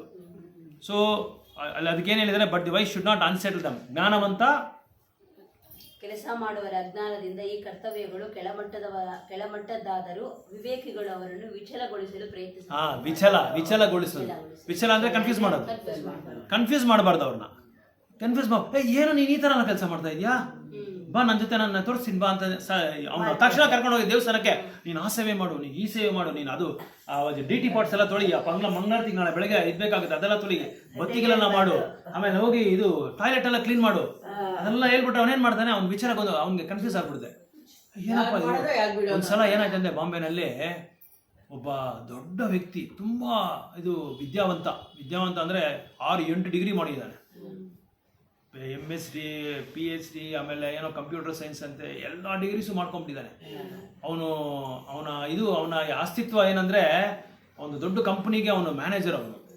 ಅವನು ಒಂದ್ಸಲ ಏನು ಮಾಡ್ತಾನೆ, ಪ್ರಭುಪಾದ ಪುಸ್ತಕ ಎಲ್ಲ ಓದ್ಬಿಟ್ಟು ಅವನಿಗೆ ತುಂಬ ಇದಾಗ್ಬಿಡ್ತು, ಆಸಕ್ತಿಯಾಗಿ ಹೆಂಗಾದ್ರೂ ದೇವಸ್ಥಾನಕ್ಕೆ ಹೋಗೋಣ, ದೇವಸ್ಥಾನದಲ್ಲಿ ಸೇರ್ಕೊಂಡ್ಬಿಡೋಣ ಅಂತ ದೇವಸ್ಥಾನಕ್ಕೆ ಹೋಗಿದ್ದಾನೆ. ಬಾಂಬೆನಲ್ಲಿ ನಡೆದಿರೋದು ನಿಜವಾಗಿ. ಸೊ ಬಾಂಬೆನಲ್ಲಿ ಹೋಗ್ಬಿಟ್ಟು ತಕ್ಷಣ ಯಾರಿಗೂ ನಮ್ಮ ಇದರಲ್ಲಿ ಇದಕ್ಕೆ ಸೇವೆಗೆ ಡೈರೆಕ್ಟಾಗಿ ಕೊಡಲ್ಲ. ದೀಕ್ಷೆ ತಗೊಂಡು 2ನೇ ದೀಕ್ಷೆ ತಗೊಂಡು ಬ್ರಾಹ್ಮಣ ದೀಕ್ಷೆ ತಗೊಂಡ್ಮೇಲೆ ಅವನು ಹೊರಗಡೆ DT ರೂಮ್ ಬಿಡ್ತಾರೆ. ಇಲ್ಲಾಂದ್ರೆ ಪ್ರಚಾರ ಮಾಡೋಕೆ ಮುಂದೆ ಅವ್ನು ಏನು ಮಾಡ್ತಾರೆ ಅಂದರೆ, ಬಾಂಬೆನಲ್ಲಿ ಮಾತ್ರ ತುಂಬ ಸ್ಟ್ರಿಕ್ಟು ಚೌಪಾಟಿ ಟೆಂಪರಲ್ಲಿ ಇದೆಲ್ಲ ಕಲ್ತ್ಕೊಬೇಕು, ಅವನು ಬೇಸಿಕ್ಸ್ ಎಲ್ಲ ಕಲ್ತ್ಕೊಬೇಕು. ಇದೆಲ್ಲ ಕಲ್ತ್ಕೊಂಡು ಆದಮೇಲೆ ಅವನ್ನ ಕ್ಲಾಸ್ಗೆ ಕೂರಿಸ್ಬಿಟ್ಟು ಅವನ್ನ ಕ್ಲಾಸ್ ಕೊಡೋಕೆ ಹೇಳ್ತಾರೆ. ಅದಾದ್ಮೇಲೆ ಅವನ್ನ ಹೊರಗಡೆ ಬಿಡ್ತಾರೆ, ನೀನು ಪ್ರಚಾರ ಮಾಡಕ್ಕೆ ಹೋಗು ಅಂತ. ಯಾಕಂದ್ರೆ ಏನೋ ತಪ್ಪಿಗೆ ಮಾತಾಡ್ಬಿಟ್ರೆ ನಮ್ಮ ಸಮಾಜಕ್ಕೆ ತಪ್ಪನ್ನು ಇದಾಗ್ಬಿಡುತ್ತೆ, ದೊಡ್ಡಕ್ಕೆ ಇದಾಗ್ಬಿಡುತ್ತೆ. ಆ ಥರ ಎಷ್ಟೋ ಜನ ಮಾತಾಡ್ಬಿಟ್ಟು ಸಿಕ್ಕಾಕೊಂಡ್ಬಿಟ್ಟಿದ್ದಾರೆ. ಅದಕ್ಕೆ ಏನು ಮಾಡ್ತಾರೆ, ಇದೆಲ್ಲ ಅವನ್ನ ಚೆಕ್ ಮಾಡಿ ಕರೆಕ್ಟ್ ಮಾಡಿ ಆಮೇಲೆ ಅವನ್ನ ಹೊರಗಡೆ ಪ್ರಚಾರಕ್ಕೆ ಬಿಡ್ತಾರೆ. ಇವನೇನು ಮಾಡ್ದ, ಇವನು ತುಂಬ ವಿದ್ಯಾವಂತ, ಒಳ್ಳೆ ಇಂಗ್ಲೀಷ್ ಕಮ್ಯುನಿಕೇಷನ್ ಬರುತ್ತೆ, ಹಿಂದಿ ಕಮ್ಯುನಿಕೇಷನ್ ಬರುತ್ತೆ, ಚೆನ್ನಾಗಿ ಬರುತ್ತೆ, ಎಲ್ಲ ಭಾಷೆಗಳು ಬರುತ್ತೆ. ಇವನು ಸೀದಾ ಬಂದರು ಮ್ಯಾನೇಜರ್ ಹತ್ರ, ಟೆಂಪಲ್ ಮ್ಯಾನೇಜರ್ ಬಂದರೆ, ಇವ್ನು ಕರ್ಕೊಂಡೋಗಪ್ಪ, ಇವನ್ನ ಇದು ರಾಧಾರಾಣಿ ನಿಮ್ಗೆ ಕರ್ಕೊಂಡು ಹೋಗೋದು, ರಾಧಾರಾಣಿ ಮುಂದೆ ಅಡುಗೆ ಮನೆ ಕರ್ಕೊಂಡು ಇವ್ನು ಸೇವೆ ಕೊಡಪ್ಪ ಅಂತ ಹೇಳಿದ್ರು. ಅಲ್ಲಿ ಒಬ್ರು ಫೇಮಸ್ ಡಿವೋಟಿ, ತುಂಬ ಜನ ಅವ್ರಿಗೆ ಫಾಲೋವರ್ಸ್ ಇದ್ದಾರೆ, ಗೌರಂಗ ಪ್ರಭು ಅಂತ. ಅವ್ರೇನು ಮಾಡಿದ್ರು, ಅವರು ಅಲ್ಲಿ ಅಡುಗೆ ಮನೇಲಿ ಇದ್ರು ಫಸ್ಟು. ಅವರು ಎಲ್ಲರಿಗೂ ಲೀಡ್ ಮಾಡೋದು ಅವರೇ, ಅಲ್ಲಿ ಲೀಡರು, ಒಂದೊಂದು ಡಿಪಾರ್ಟ್ಮೆಂಟ್ಗೆ ಒಂದೊಂದು ಲೀಡರ್ ಇರ್ತಾರೆ. ಅವರೆಲ್ಲ ಹೋಗಿ ಅವರು ಚಪಾತಿ ರೋಲ್ ಮಾಡ್ತಾ ಇದ್ರು. ಅಲ್ಲಿ ಫಸ್ಟ್ ಕೆಲಸ ಅದೇ, ಒಂದು ಚಪಾತಿ ರೋಲ್ ಮಾಡಕ್ ಬಿಡ್ತಾರೆ, 2ನೇದು ಬಾಕ್ಸ್ಗಳು ತಗೊಂಡೋಗಿ ಗೋಡನಲ್ಲಿ ಜೋಡಿಸ್ಬೇಕು. ಭಗವದ್ಗೀತಾ ಬುಕ್ಸ್ ಎಲ್ಲ ಬರುತ್ತಲ್ಲ ಪಾರ್ಸಲ್ಸ್, ಅದೆಲ್ಲ ತಗೊಂಡೋಗಿ ಜೋಡಿಸ್ಬಿಟ್ಟು ಅವ್ರು ಹೇಳುವಾಗ ತಗೊಂಡ್ಬಂದು ಜೋಡಿಸ್ಬೇಕು. ಟೇಬಲಲ್ಲಿ ಮುಂದೆ ಟೆಂಪಲಲ್ಲಿ ಒಂದು ಇದಿರುತ್ತೆ, BBT ಟೇಬಲ್ ಕೌಂಟರ್, ಅದೆಲ್ಲ ಜೋಡಿಸ್ಬೇಕು. ಇವ್ರಿಗೆ ಏನು ಮಾಡಿದ್ರು, ಚಪಾತಿ ರೋಲ್ ಮಾಡೋಕ್ಕೆ ಅವ್ರು ಹೇಳಿದ್ರು, ನೋಡಪ್ಪ ಅದೆಲ್ಲ ಚಪಾತಿ ಎಲ್ಲ ಇದು ಈ ಚಪಾತಿ ಹಿಟ್ಟು ಕಳಿಸ್ಬಿಟ್ಟು ನೀನು ಚಪಾತಿ ರೋಲ್ ಮಾಡ್ತಾ ಇರೋ ಅಂತ ಹೇಳ್ಬಿಟ್ಟು ಕಳಿಸ್ಬಿಟ್ಟು ಅವನ್ನ. ಇವನು 1 ದಿನ ಮಾಡ್ದ, 2 ದಿನ ಮಾಡ್ದ, 3 ದಿನ ಮಾಡ್ದ. ಇವನ್ ಮನಸ್ಸೆಲ್ಲ ಹೇಳ್ತಾ ಇದೆ, ನನ್ನ ಪೊಸಿಷನ್ ಏನು, ನಾನು ಓದಿರೋದೇನು, ನಾನು ಮಾಡ್ತಾ ಇರೋ ಕೆಲಸ ಏನು, ಇದೆಲ್ಲ ನಾನು ಮಾಡ್ಬೋದಾ? ಈಗ ನನ್ನ ಸ್ನೇಹಿತರೆಲ್ಲ ನೋಡಿದ್ರೆ ಅವ್ರು ಏನ್ ಅನ್ಕೊಂತಾರೆ, ನನ್ನ ಕೊಲೀಗ್ಸ್ ನೋಡಿದ್ರೆ ಏನ್ ಅನ್ಕೊಂತಾರೆ, ನಮ್ಮ ತಂದೆ ತಾಯಿ ನೋಡಿದ್ರೆ ಏನ್ ಅನ್ಕೊಂತಾರೆ. ಅವನಿಗೆಲ್ಲ ಮನಸ್ಸಲ್ಲಿ ಟಿವಿ ತರ ಬರ್ತಾ ಇದೆ, ಎಲ್ಲ ಟಿವಿ ತರ ಎಲ್ಲ ಬರ್ತಾ ಇದೆ ಅವನಿಗೆ. ಯಾಕಂದ್ರೆ ಅವನಿಗೆ ನಾನು ಅನ್ನೋದು, ನನ್ನ ಪೊಸಿಷನ್ ಏನು, ನಾನು ಹೇಗಿದ್ದೆ, ನಾನು ಈಗ ಯಾವ ತರ ಇದ್ದೀನಿ. ಆಫ್ಟರ್ ಆಲ್ ಅವನು ಹೇಳೋದು ಏನು, ಕೇವಲ ಚಪಾತಿ ಹಿಟ್ಟನ್ನ ಚಪಾತಿ ಮಾಡೋದು ನಾನು ಬಿಟ್ಟಿದಾರಲ್ಲ, ಇವ್ರಿಗೆ ಹೆಂಗ್ ಮನ್ಸು ಬಂತು, ಏನೇನೋ ಬೈಕೊಂತ ಇದ್ದಾನೆ. ಸರಿ, 1 ವಾರ ಆಯ್ತು, 2 ವಾರ ಆಯ್ತು, ಸೀದಾ ಲೀಡರ್ ಹತ್ರ ಬಂದ್ರು. ಅವರೇ ಲೀಡರ್ ಹತ್ರ ಬಂದ್ಬಿಟ್ಟು, ಪ್ರಭು ನಿಮ್ಮ ಹತ್ರ ಒಂದು ಸ್ವಲ್ಪ ಮಾತಾಡ್ಬೇಕಾಯ್ತು ಅಂತ. ಏನ್ ವಿಷಯಪ್ಪ ಅಂತ ಹೇಳಿ. ಏನ್ ವಿಷಯ ಏನು, ನಾನು ಓದಿರೋದೇನು, ನಾನು ಮಾಡಿರೋದೇನು, ನನ್ನ ಡಿಗ್ರೀಸ್ ಏನು ಎಲ್ಲ ನೋಡ್ರಿ ಅಂತ ಹೇಳ್ಬಿಟ್ಟು ಎಲ್ಲ ತೋರಿಸ್ತಾನೆ. ಟಿವಿ ಇದರಲ್ಲಿ ವಿಡಿಯೋ, ಅವ್ನ ಪ್ರೊಫೈಲ್ ತೋರಿಸ್ತಾನೆ, ಮೊಬೈಲಲ್ಲಿ ತೋರಿಸ್ಬಿಟ್ಟು ಹೇಳ್ದ, ನಾನು ಬಂದಿರೋ ಕೆಲಸ ಏನೋ ಗೊತ್ತಾ, ನಾನು ಈ ದೇವಸ್ಥಾನಕ್ಕೆ ಪ್ರಚಾರ ಮಾಡೋದಕ್ಕೋಸ್ಕರ ಬಂದಿದ್ದೀನಿ. ನಾನು ಪ್ರಚಾರ ಮಾಡೋದು ಬಿಟ್ಬಿಟ್ಟು ನನ್ನ ಒಂದು ಚಮತ್ಕಾರನ ನಿಮ್ಮ ದೇವಸ್ಥಾನದ ಮ್ಯಾನೇಜ್ಮೆಂಟ್ ಬಂದು ಅದನ್ನ ಐಡೆಂಟಿಫೈ ಮಾಡ್ತಾ ಇಲ್ಲ, ಗುರುತಿಸ್ತಾ ಇಲ್ಲ. ನನಗೆಷ್ಟು ಬ್ರೈನ್ ಇದೆ, ನನಗೆಷ್ಟು ಬುದ್ಧಿ ಇದೆ, ನನಗೆಷ್ಟು ಚಮತ್ಕಾರ ಇದೆ, ನನ್ನ ಸಾಮರ್ಥ್ಯ ಏನು, ಇದೆಲ್ಲ ನಿಮ್ಗೆ ಸರಿಯಾಗಿ ಒಂದು ಇದು ಬರ್ತಾ ಇಲ್ಲ, ಒಂದು ನಿರ್ಣಯ ನಿಮ್ಗೆ ತಗೊಳಕ್ ಆಗ್ತಾ ಇಲ್ಲ ನಿಮ್ಮ ಕೈಯಲ್ಲಿ. ನಾನು ಕೇವಲ ಒಂದು ಅಡುಗೆ ಒಂಥರ ನಾವು ನೋಡ್ತಾ ಇದ್ದೀರಾ. ನಮ್ಮ ದೇವಸ್ಥಾನದಲ್ಲಿ ಯಾವ ಸೇವೆ ಮಾಡಿದ್ರೆ ಒಂದೇ ಸೇವೆನೆ. ಪರಕೆ ತಗೊಂಡು ಗುಡಿಸ್ಲೇನು ಕೃಷ್ಣನಿಗೋಸ್ಕರ ಮಾಡ್ತೀರಿ, ಅಡುಗೆ ಮನೆಯಲ್ಲಿ ಪಾತ್ರೆ ತೊಳೆದ್ರೇನು ಭಗವಂತನಿಗೋಸ್ಕರ ಮಾಡ್ತೀರಿ, ಪ್ರಚಾರ ಮಾಡಿದ್ರೇನು ಭಗವಂತನಿಗೋಸ್ಕರ ಮಾಡ್ತೀರಿ, ಸಿಂಹಾಸನದ ಮೇಲೆ ಕೂತ್ಕೊಂಡು ವ್ಯಾಸಾಸನದ ಮೇಲೆ ಕೂತ್ಕೊಂಡು ಭಾಗವತಂ ಟಾಸ್ಕ್ ಕೊಟ್ರೇನು ಸೇಮ್, ಎಲ್ಲರೂ ಸಮಾನನೇ. ಇವನು ಅವಾಗ ಹೇಳಿದ್ರೆ, ನೋಡಪ್ಪ ಕೆಲವು ದಿನ ಹಂಗೆ ಇರುತ್ತೆ, ಆಮೇಲೆ ಸೊರೋಗುತ್ತೆ ನಿನಗೆ, ನೀನು ಹೋಗಿ ಮಾಡೋಗೋ ಅಂತ ಹೇಳ್ಬಿಟ್ಟು ಕಳಿಸ್ಬಿಡ್ತಾರೆ. ಯಾಕಂದ್ರೆ ಮೊದಲು ಎಲ್ಲರೂ ಹಂಗೆ ಹೇಳ್ತಾರಲ್ವಾ. ಸರಿ, ಇವನು 2ನೇ ವಾರ ಮಾಡ್ದ, 3ನೇ ವಾರ ಮಾಡ್ದ, 1 ತಿಂಗಳಾಯ್ತು. 2ನೇ ತಿಂಗಳು ಅವನ್ನ ಅದು ಇದು ಮಾಡ್ತಾನೆ ಇದೆ, ಮನಸ್ಸು ಅವನ್ನ ಬಿಟ್ಟಿಲ್ಲ, ಅದನ್ನೇ ಇಟ್ಕೊಂಡ್ಬಿಟ್ಟಿದ್ದಾನೆ ಅವನು. ಯಾಕಂದ್ರೆ ಅವ್ನಿಗೆ ಇನ್ನೂ ದೇಹನ ಒಂದು ಇದು ಭಾವನೆ, ಆ ದೇಹನ ಭಾವನೆಯಿಂದ ಅವನು ಬರಕಾಯ ಆಗ್ಲಿಲ್ಲ. ಯಾಕಾಗ್ಲಿಲ್ಲ ಅಂದ್ರೆ ಏನೂ ಓದಿಲ್ಲ, ಬೇರೆ ಎಲ್ಲ ಓದಿದ್ದಾನೆ, ಯಾವ್ದು ಓದ್ಬೇಕೋ ಅದು ಬಿಟ್ಬಿಟ್ಟಿದ್ದಾನೆ. ಭಗವದ್ಗೀತಾನೇ ಓದಿಲ್ಲ. 30ನೇ ಶ್ಲೋಕ ಭಗವದ್ಗೀತಾ ಉದ್ದೇಶ, ಅದು 30ನೇ ಶ್ಲೋಕ ನಾವು ಈಗ ಓದ್ರಲ್ಲ, ಅದೇ ಭಗವದ್ಗೀತಾ ಉದ್ದೇಶ, ಮುಖ್ಯವಾದ ಶ್ಲೋಕ ಅದು. ಅದನ್ನ ಬಿಟ್ಬಿಟ್ಟು ಎಲ್ಲ ಓದ್ಬಿಟ್ಟು ನಾನು ಇನ್ನ ದೇಹ ಆತ್ಮ ಅನ್ನೋ ಇದು ಗೊತ್ತಿಲ್ಲ ಅವನಿಗೆ, ಭೇದ ಭಾವನೆ ಗೊತ್ತಾಗಿ. ಆಮೇಲೆ ಕೊನೆಗೆ ಏನ್ ಮಾಡ್ದ, 2ನೇ ತಿಂಗಳು ಒಂದು ದಿನ ಸೂಟ್ ಕೇಸ್ ಎಲ್ಲ ತಗೊಂಡು ಅವ್ನ ಪಾಡ್ಗೆ ಅವ್ನು ಯಾರಿಗೂ ಹೇಳಿದ್ರೆ ಹೋಗ್ತಾನೆ ಇದ್ದಾನೆ.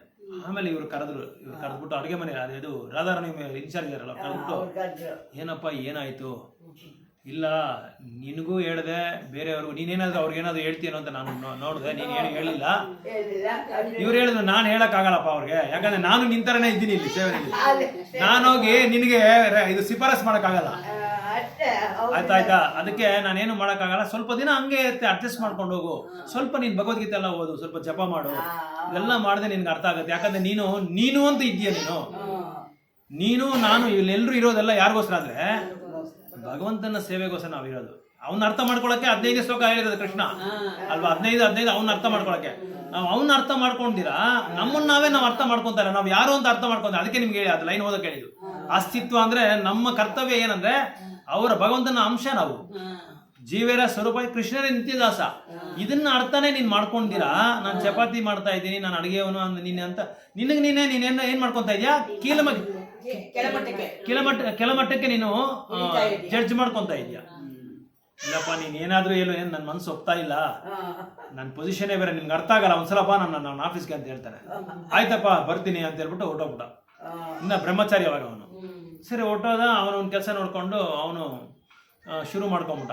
ಅವನು ಓದಿರೋದಕ್ಕೆ ತಕ್ಕಂತೆ ಅವನಿಗೆ ಒಂದು ಕೆಲಸ ಬಂತು, ಅವನು ಕೆಲ್ಸಕ್ಕೆ ಹೋಗ್ಬಿಟ್ಟ. ಅವನ ದುರಾದೃಷ್ಟಕ್ಕೆ ಏನಾಯ್ತು ಅಂದ್ರೆ ಮದುವೆ ಆಯ್ತು. ಒಂದು 2 ವರ್ಷ ಆದ್ಮೇಲೆ ತಂದೆ ತಾಯಿ ಅವ್ನು ನೋಡಿ ಒಳ್ಳೆ ಹುಡುಗಿ ನೋಡಿ ಮದುವೆ ಮಾಡ್ಕೊಟ್ರು. ಸೊ ಮದುವೆ ಮಾಡಿದ್ಮೇಲೆ ಏನಾಯ್ತು, ಅವಳು ದೊಡ್ಡ ಶ್ರೀಮಂತದ ಮನೆಯಿಂದ ಬಂದಿರೋದು ಹೆಂಡತಿ. ಸರಿ ಇವನು ಏನ್ ಮಾಡ್ದ, ಆ ಹೆಂಡತಿ ಹೇಳ್ದಂಗೆಲ್ಲ ಕೇಳದಾಗ ಆಗೋಯ್ತು ಇವನಿಗೆ. ಅಲ್ಲೇನಾಯ್ತು, ಹೆಂಡತಿಗೆ ಏನೋ ಸಮಸ್ಯೆ, ಅಡ್ಗೆ ಮಾಡಕ್ ಆಗ್ತಾ ಇಲ್ಲ. ಇವನೇನ್ ಮಾಡ್ತಾನೆ, ಇವನ್ ಚಪಾತಿ ತಿಡ್ತಾನೆ ಮನೆಯಲ್ಲಿ. ಇವನ್ ಚಪಾತಿ ಡೈಲಿ ಚಪಾತಿ ತಿಳೋದು ಇವನು. ಹೆಂಡತಿ ಹೆಂಗ್ ಹೇಳಿದ್ರೆ ನಂಗೆ ಕೇಳೋದು. ಹೆಂಡತಿ ಮಾತು ಇದು ಮಾಡಕ್ ಆಗ್ಲಿಲ್ಲ, ಆ ಮಾತನ್ನ ಮೀರಕ್ ಆಗ್ಲಿಲ್ಲ. ಸರಿ ತೀಡ್ತಾ ಅವಾಗ ಜ್ಞಾಪಕ ಬಂತು. ಒಂದಿನ ಏನಾಯ್ತು, ತುಂಬಾ ಬೇಜಾರಾಗೋಯ್ತು ಮನೆಯಲ್ಲಿ. ಯಾವಾಗ್ಲೂ ಡೈಲಿ ಚಪಾತಿ ಮಾಡೋದು, ಅಡ್ಗೆ ಮಾಡೋದು, ಎಲ್ರಿಗೂ ಕೊಡೋದಾಗೋಯ್ತು ಅವನಿಗೆ. ಸರಿ ಒಂದಿನ ಇದು ನಿಜವಾಗಿ ನಡೆದಿರೋದು ಇದು. ಆಮೇಲೆ ಒಂದಿನ ದೇವಸ್ಥಾನಕ್ಕೆ, ಸಂಡೇ ಒಂದಿನ ದೇವಸ್ಥಾನಕ್ಕೆ ಹೋದ. ದೇವಸ್ಥಾನಕ್ಕೆ ಹೋದ್ಮೇಲೆ ಅದೇ ಪ್ರಭುನ ಹೋಗಿ ಮೀಟ್ ಮಾಡ್ದಾನೆ. ಮೀಟ್ ಮಾಡ್ಬಿಟ್ಟು ಏನಪ್ಪ ಹೆಂಗಿದ್ಯಾ ಅಂತ ಕೇಳಿದ್ರೆ, ಆ ಮಾತು ಯಾಕೆ ಕೇಳಿದೆ, ಆ ಮಾತು ಯಾಕೆ ಕೇಳ್ತೀಯ ನೀನು ಆವತ್ತೇ ನೀನು ಹೇಳಿದೆ, ಎಲ್ಲಿದ್ರೇನು ಈ ಸೇವೆ ನಮ್ಮನ್ನು ಬಿಡಲ್ಲ, ತಪ್ಪಲ್ಲ, ನಮ್ಮ ಕರ್ಮ ತಕ್ಕಂತೆ ಬರುತ್ತೆ ಅಂತ ನೀನು ಹೇಳಿದೆ. ಅವತ್ತು ನಿನ್ನ ಮಾತು ಕೇಳಿ ನಾನು ಇಲ್ಲೇ ಇದ್ದಿದ್ರೆ ಇವತ್ತು ಭಗವಂತನಿಗೆ ಸೇವೆ ಮಾಡುವಂತ ಅದೃಷ್ಟ ನನಗೆ ಸಿಗ್ತಾ ಇತ್ತು. ಇವತ್ತು ನಾನು ಪ್ರಚಾರ ಕೂಡ ಮಾಡ್ಬೋದಾಯ್ತು. ಅಲ್ಲೋದ್ರೂ ನನಗೆ ಇದೇ ಗತಿ, ಇದೇ ಬಂತು, ಇದೇ ಸೇವೆ. ಅಲ್ಲಿ ನಾನು ಹೆಂಡತಿಗೋಸ್ಕರ ಮಾಡ್ತಾ ಇದ್ದೀನಿ, ಇಲ್ಲಿ ಭಗವಂತನಿಗೆ ಭಕ್ತರಿಗೆ ಎಲ್ರಿಗೂ ಮಾಡ್ತಾ ಇದ್ದೀನಿ. ಅಲ್ಲಿ ಒಬ್ಬರಿಗೆ, ಇಲ್ಲಿ ಭಗವಂತನಿಗೋಸ್ಕರ ಮಾಡ್ತಾ ಇದ್ದೀನಿ, ಭಕ್ತರಿಗೂ ಮಾಡ್ತಾ ಇದ್ದೀನಿ. ನನಗೂ ಸಂತೃಪ್ತಿ ಸಿಗ್ತಾ ಇತ್ತು, ನನಗೂ ಸಂತೋಷ ಸಿಗ್ತಾ ಇತ್ತು. ಈ ತರ ನನಗೆ ಈ ಕತೆ ನನ್ಗೆ ಹಿಂಗೆ ಈ ತರ ಆಗೋಯ್ತು. ಸೊ ಇದು ಯಾಕೆ ನಾನು ಹೇಳ್ತಾ ಇದ್ದೀನಿ ಅಂದ್ರೆ, ನಾವೇನ್ ಮಾಡ್ತೀರಿ ಅಂದ್ರೆ, ಮೊದಲನೇ ಇದು ನಾವು ಇನ್ನೂ ದೇಹನ ಒಂದು ಭಾವನೆನಲ್ಲಿ ನಾವು ಇದ್ದೀರಿ, ಆತ್ಮನ ಭಾವನೆಯಲ್ಲಿ ಇದ್ರೆ ನಾವು ಆ ಒಂದು ಭಾವನೆನ ನಾವು ಹೋಗೋಕೆ ಚಾನ್ಸೇ ಇರಲ್ಲ. ಅದೇ ಇಲ್ಲಿ ಕೃಷ್ಣ ಹೇಳ್ತಾರೆ, 3 ಗುಣದಲ್ಲಿ ಅಜ್ಞಾನವಂತ ಏನ್ ಮಾಡ್ತಾನೆ, ತಾನು ಆಸಕ್ತನಾಗ್ಬಿಡ್ತಾನೆ. ಸೊ ಆದ್ರೆ ಜ್ಞಾನವಂತ ಇರೋವನ್ ಏನ್ ಮಾಡ್ತಾನೆ, ಅವ್ರನ್ನ ಶೋಭೆಯಲ್ಲಿ ಹಿಡ್ದಿರ, ಅವನು ಕನ್ಫ್ಯೂಸ್ ಮಾಡಿದ್ರೆ ಅವನೇನ್ ಮಾಡ್ತಾನೆ, ಸ್ಲೋ ಆಗಿ ನಿಧಾನಕ್ಕೆ ಅವ್ನು ಸ್ವಲ್ಪನೇ ಅರಿವು ಕೊಟ್ಟು, ಭಗವಂತನ ಬಗ್ಗೆ ಅರಿವು ಕೊಟ್ಟು, ಅವ್ನು ನಿಧಾನಕ್ಕೆ ಭಕ್ತಿ ಸೇವೆ ಮಾಡೋದಕ್ಕೆ ಅವನ್ನ ಪ್ರಯತ್ನ ಪಡೋದಕ್ಕೆ ಅವ್ನಿಗೆ ಅವಕಾಶ ಕೊಡ್ತಾನೆ. ಅದಕ್ಕೆ persons who are unknowledgeable falsely identify with gross material consciousness and are fully material designations. ಉಪಾಧಿ ಅಂತ ಹೆಸರು ಅದಕ್ಕೆ. ಭೌತಿಕ ಉಪಾಧಿಗಳಂದ್ರೆ ನಾನು MBA ಓದಿದ್ದೀನಿ, ನಾನು ಡಾಕ್ಟ್ರು, ನಾನು ಆಡಿಟ್ರು, ನಾನು ಕಂಪನಿ CEO, ಇದೆಲ್ಲ ಡೆಸಿಗ್ನೇಷನ್ಸ್, ಉಪಾಧಿಗಳು. ಸೊ ಈ ಉಪಾಧಿಗಳಿಂದ ನಾವು ಹೊರಗಡೆ ಬಂದ್ರೇನೆ ನಾವು ಭಗವಂತನ ಮಾತ್ರ ಹತ್ರ ಹೋಗೋಕ್ಕಾಗೋದು, ಇದ್ರೆ ನಾವು ಹೋಗೋಕ್ಕಾಗಲ್ಲ. ಸೊ ಈ ಉಪಾಧಿಗಳು ಯಾವುದು ಇರಬಾರ್ದು. ಯಾಕಂದ್ರೆ ಈ ದೇಹನೇ ನಮ್ಗೆ ಒಂದು ಕೊಡುಗುಲೆ ಅಂತ ನಾವು ಅನ್ಕೊಂತೀವಿ, ಈ ಒಂದು ಗಿಫ್ಟ್ ಅನ್ಕೊಂತೀವಿ ನಾವು. ಈ body is a gift of the material nature. ನಾವೇನು ಅನ್ಕೊಂತೀರಿ, ಈ ಭೌತಿಕ ಪ್ರಪಂಚ ನಮ್ಗೆ ಕೊಟ್ಟಿರೋ ಒಂದು ಗಿಫ್ಟ್ ಏನಂದ್ರೆ ಈ ದೇಹ ಅಂತ ಅನ್ಕೊಂತೀರಿ. So that is why we are too much attached to the body. The conscious is called ಮಂದ. ನಾವು ಅನ್ಕೊಂಡಿರೋದು ಏನಂದ್ರೆ ಈ ಭೌತಿಕ ದೇಹ ಎಂತ ದೇಹ ಕೊಟ್ಟಿದಪ್ಪ ನಮ್ಗೆ ಅಂತ ನಾವು ಅನ್ಕೊಂಡಿದೀವಿ. ಈ ದೇಹದಿಂದ ನಮ್ಗೆ ಸೋಂಬೇರಿತನ ಬರೋದೇ ಈ ದೇಹದಿಂದ ಅಂತ ಹೇಳ್ತಾ ಇದ್ದಾರೆ. ಸೊ ಅದೇ ಇಲ್ಲಿ ಹೇಳ್ತಾ ಇದ್ದಾರೆ, they accept the bodily connections with others as kinsmanship. The learn the land in which the body is appraised is their object of worship. So ಈ ದೇಹನೇ ನಾವು ಒಂದು ಭಗವಂತನ ಒಂದು ಕೊಡುಗೋಲೆ ಅಂತ ನಾವು ಅನ್ಕೊಂಡಿರುವಾಗ ನಮ್ಗೇನಾಗುತ್ತೆ, ಈ ದೇಹದ ಮೇಲೆ ನಮಗೆ ತುಂಬಾ ಆಸಕ್ತಿ ಆಗುತ್ತೆ. ನಾನು ಅನ್ನೋನು, ಆಮೇಲೆ ನಾನು ತುಂಬಾ ಶ್ರೀಮಂತ, ನಾನು ತುಂಬಾ ವಿದ್ಯಾವಂತ, ನಾನು ಈ ಸಮಾಜದ ದೊಡ್ಡ ನಾಯಕ ನಾನು, ಆಮೇಲೆ ಈ ಭೂಮಿ ನಂದು, ಇದು ಈ ಲ್ಯಾಂಡ್ ನಂದು, ಈ ಸೊತ್ತು ಈ ಆಸ್ತಿ ನಂದು. ಇದ್ರ ಮೇಲೆ ನಮ್ಗೇನಾಗುತ್ತೆ ಅಂದ್ರೆ ದಿನ ಆಸಕ್ತಿ ಜಾಸ್ತಿ ಆಗ್ತಾ ಹೋಗುತ್ತೆ. ಯಾಕೆ ಅಂದ್ರೆ ನಾವು ಇನ್ನೂ ಅಜ್ಞಾನದಲ್ಲಿದ್ದೀವಿ. ದೇಹನ ಒಂದು ಅಜ್ಞಾನದಲ್ಲಿ ನಾವು ಇದ್ದೀವಿ. ಅದಕ್ಕೆ ನಮ್ಗಿನ್ನೂ ನಾವು ಆತ್ಮ ಅಂತ ನಾವು ಒಂದು ಜ್ಞಾನದಲ್ಲಿ ನಾವಿಲ್ಲ. ಅದಕ್ಕೋಸ್ಕರ ಇದೆಲ್ಲ ನಮ್ಗೆ ಬರ್ತಾ ಇರುತ್ತೆ. ಸೊ ಅದಕ್ಕೆ ಇಲ್ಲಿ ಹೇಳ್ತಾ ಇದ್ದಾರೆ, and they consider the formalities of religious rituals to be ends in themselves. Social work, nationalism, altruism are some of the activities such materially designated persons. So ಇಲ್ಲಿ ಪ್ರಭುಪಾದ ಹೇಳ್ತಾ ಇದ್ದಾರೆ, ದೇಶದ ಬಗ್ಗೆ ಕೆಲವರು ದೇಶದ ನಾಯಕರು ಇರ್ತಾರೆ. ಅವ್ರೇನ್ ಮಾಡ್ತಾರೆ, ನನ್ನ ದೇಶ ಇದೇನೋ ಏನೋ ಒಂದು ಶ್ಲೋಕ ಇದೆಯಲ್ಲ, ಜನ್ಮಭೂಮಿ ನಂದು ಇದು ಅಂತ, ಇದು ಜನ್ಮಭೂಮಿ ನಾನು ಇಲ್ಲೇ. ಅದೇ ಇದು ಭಾರತ ದೇಶ ನಮ್ದಾದ್ರೆ ಬೇರೆ ದೇಶಗಳೆಲ್ಲ ಯಾರ್ದದು? ಭಗವಂತಂದು. ಭಗವಂತ ಈಶೋಪನಿಷತ್ತಲ್ಲಿ ಏನ್ ಹೇಳ್ತಾರೆ ಅಂದ್ರೆ, ಈಶಾವಶ್ಯಂ ಇದಂ ಸರ್ವಂ ಅಂತ ಹೇಳ್ತಾ ಇದ್ದಾರೆ. ಇದು ಇಡೀ ಒಂದು ಈ ಜಗತ್ತೇ ನಂದು, ಇದ್ರಲ್ಲಿ ಯಾರ್ದು ನಿಮ್ದು ಯಾರ್ದು ಇಲ್ಲ, ನಿಮ್ದು ಯಾರ್ದು ಭಾಗ ಇಲ್ಲ. ನಿಮಗೆ ಕೆಲವು ಸಮಯ ನಾನು ನಿಮ್ಗೆ ಬಾಳೋದಿಕ್ಕೆ ನಂಗೆ ಸ್ವಲ್ಪ ಜಾಗ ಕೊಟ್ಟಿದ್ದೆ ಅಷ್ಟೇ. ಬಾಡಿಗೆ ಮನೆಗೆ ಹೆಂಗ ನಾವು ಹೋಗ್ತಿರೋ ಆ ಥರ ನಿಮ್ಗೆ ಸ್ವಲ್ಪ ದಿನ ನೀವು ಇಲ್ಲಿರ್ಬೋದು, ಮತ್ತೆ ನೀವು ವಾಪಸ್ ಬರ್ಬೋದು. ಸೊ ಇದು ಈ ಇಡೀ ಜಗತ್ತೇ ನಂದು. ಸೊ ನಾವೇನು ಅನ್ಕೊಂತೀರಿ, ನಾನು ದೊಡ್ಡ ನಾಯಕ, ನನ್ನ ದೇಶ ಇದು, ನನ್ನ ಮನೆ ಇದು, ನಾನು ಇಲ್ದಿರ ಇಲ್ಲಿ ಯಾರು ಬಾಳಕ್ಕಾಗಲ್ಲ ಅಂತ ನಾವು ತಿಳ್ಕೊಂಡಿದ್ದೀವಿ. ಅದಕ್ಕೆ ಇಸಮ್ಸ್, ನ್ಯಾಷನಲಿಸಮ್, ರಿಚುವಲಿಸಮ್, ಅಲ್ಟ್ರುವಿಸಮ್, ಇದೆಲ್ಲ ಬಿಟ್ಟು ನಾವೇನು ಬೇಕು, ಕೃಷ್ಣಯಿಸಮ್ ಅನ್ನೋದನ್ನ ಅನ್ನೋ ಒಂದು ಉಪಾಧಿ ನಮಗೆ ಬರಬೇಕು. ಇದೆಲ್ಲ ಏನಂದ್ರೆ ಉಪಾಧಿಗಳು ಅಂತ ಅರ್ಥ, ಡಿಸಿಗ್ನೇಷನ್ಸ್. ಇವಾಗ ಹೇಳ್ತಾರ, ಏನು ನಾನು ಒಂದು ಅಡ್ವೊಕೇಟ್ ಮೊನ್ನೆ ಒಂದು ಇದರಲ್ಲಿ ನೋಡಿದೆ ವಿಡಿಯೋನಲ್ಲಿ, ಈ ಜೈಲಲಿತನ ಇದು ಮಾಡಿದ್ರಲ್ಲ, ಅರೆಸ್ಟ್ ಮಾಡಿದ್ರಲ್ಲ, ಇಲ್ಲಿ ಅದ್ರ ಹೆಸರು ತುಂಬಾ ಚೆನ್ನಾಗಿದೆ, ಜೈಲಲ್ಲಿ ಯಾವುದೋ ಒಂದು ಜೈಲು ಹೆಸರು ಬೆಂಗಳೂರು ಹತ್ರ, ಇಲ್ಲಿ ಹತ್ರನೇ ಅದು, ಎಲೆಕ್ಟ್ರಾನಿಕ್ ಸಿಟಿ ತುಂಬಾ ಹತ್ರ. ಅಲ್ಲಿ ಒಬ್ಬ ಅಡ್ವೊಕೇಟ್ ಹೋಗಿದ್ದಾನೆ, ತುಂಬಾ ದೊಡ್ಡ ಅಡ್ವೊಕೇಟು, 62 ವರ್ಷ ಆಗ್ಬಿಟ್ಟಿದೆ ಅವನಿಗೆ. ಅವನಲ್ಲಿ ಕಾರಲ್ಲಿ ಹೋಗಿದ್ದಾನೆ. ಆ ಕಾರಿಂದ ಜೈಲ್ಗೆ ಹೋಗ್ಬೇಕಾದ್ರೆ ಅವ್ನಿಗೇನೋ ಒಂದು ಕೇಸ್ ಇದೆ. ಆ ಕೇಸಲ್ಲಿ ಇವನ ಹತ್ರ ಯಾರೋ ಕ್ರಿಮಿನಲ್ಗೆ ಏನು ಹೇಳ್ತೀರಾ ನೀವು, ಇದು ತಪ್ಪು ಮಾಡಿರ್ತಾನಲ್ಲ, ಆ ಜೈಲು ಕಳ್ಳನ ಹತ್ರ ಹೋಗೋದಕ್ಕೆ ಅವನು ರಿಪೋರ್ಟ್ಸ್ ತಗೋಬೇಕು, ಕೆಲವು ರಿಪೋರ್ಟ್ಸು. ಅದಕ್ಕೆ ಏನ್ ಮಾಡಿದ್ರು ಪೊಲೀಸವರು ಅಲ್ಲಿ ಯಾರನ್ನು ಬಿಡೋದಿಲ್ಲ. ಯಾಕಂದ್ರೆ ಜೈಲು ಅಂದ್ರೆ ಯಾರು ತಪ್ಪಿಸ್ಕೊಳ್ಳೋಕ್ಕೆ ದಾರಿ ಇರುತ್ತೆ, ಇಲ್ಲ ಅಲ್ಲಿ ಜೈಲಿನಲ್ಲಿರೋರನ್ನ ಸಾಯಿಸೋದಕ್ಕೂ ಪ್ರಯತ್ನ ಪಡ್ತಾರೆ. ಈ ತರ ಎಲ್ಲ ಮಾಡ್ಬಿಡ್ತಾರೆ. ನಾವು ಸಿನಿಮಾ ನೋಡಿದಿರಲ್ವಾ, ಅದಕ್ಕೆ ಬ್ಯಾರಿಕಾರ್ಡ್ಸ್ ಹಾಕ್ಬಿಟ್ಟು ಅಲ್ಲಿ ಕ್ಲೋಸ್ ಮಾಡ್ಬಿಡ್ತಾರೆ. ಇವನ್ ವಕೀಲ್ ಹಿಂದ್ಗಡೆ ಕೂತಿದ್ದಾನೆ, ಡ್ರೈವರ್ ಕರ್ಕೊಂಡ್ ಬಂದಿದ್ದಾನೆ. ಕೇಳಪ್ಪ ಅವನ್ನ, ಪೊಲೀಸ್ ಅವನ್ನ ಒಳಗಡೆ ಅಂತ ಹೇಳಿದ್ರೆ ಡ್ರೈವರ್ ಹೋಗಿ ಕೇಳ್ತಾನೆ. ಪೊಲೀಸ್ ಅವ್ನು ಹೇಳ್ತಾನೆ, ಯಾರು ಇಲ್ಲಿ ಬಿಡಕ್ಕಾಗಲ್ಲ. ಒಂದು ನಿಮ್ಮ ಹತ್ರ ಏನಾದ್ರು ಪರ್ಮಿಷನ್ ಲೆಟರ್ ಇರಬೇಕು, ಇಲ್ಲ ಅಂದ್ರೆ ನೀವು ಮೊದಲೇ ಇನ್ಫಾರ್ಮ್ ಮಾಡಬೇಕು, ಇಲ್ಲ ಅಂದ್ರೆ ನೀವೇನ್ ಮಾಡ್ಬೇಕು, ಇಲ್ಲಿ ಇಳಿದ್ಬಿಟ್ಟು ಅಲ್ಲಿ ಹೋಗಿ ಅಂತ ಹೇಳಿದ್ರು.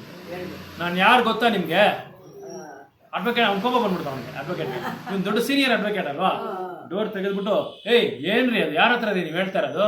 ನಾನೇನು ಸಾಧಾರಣ ವ್ಯಕ್ತಿನ, ನಾನು ಅಡ್ವೊಕೇಟ್, ನಾನು ವಕೀಲು, ನಾನು ಅಂಥವ್ನು, ನಾನು ಇಂಥವ್ನು, ಏನೇನೋ ಜಗಳ ಮಾಡಿದವರು.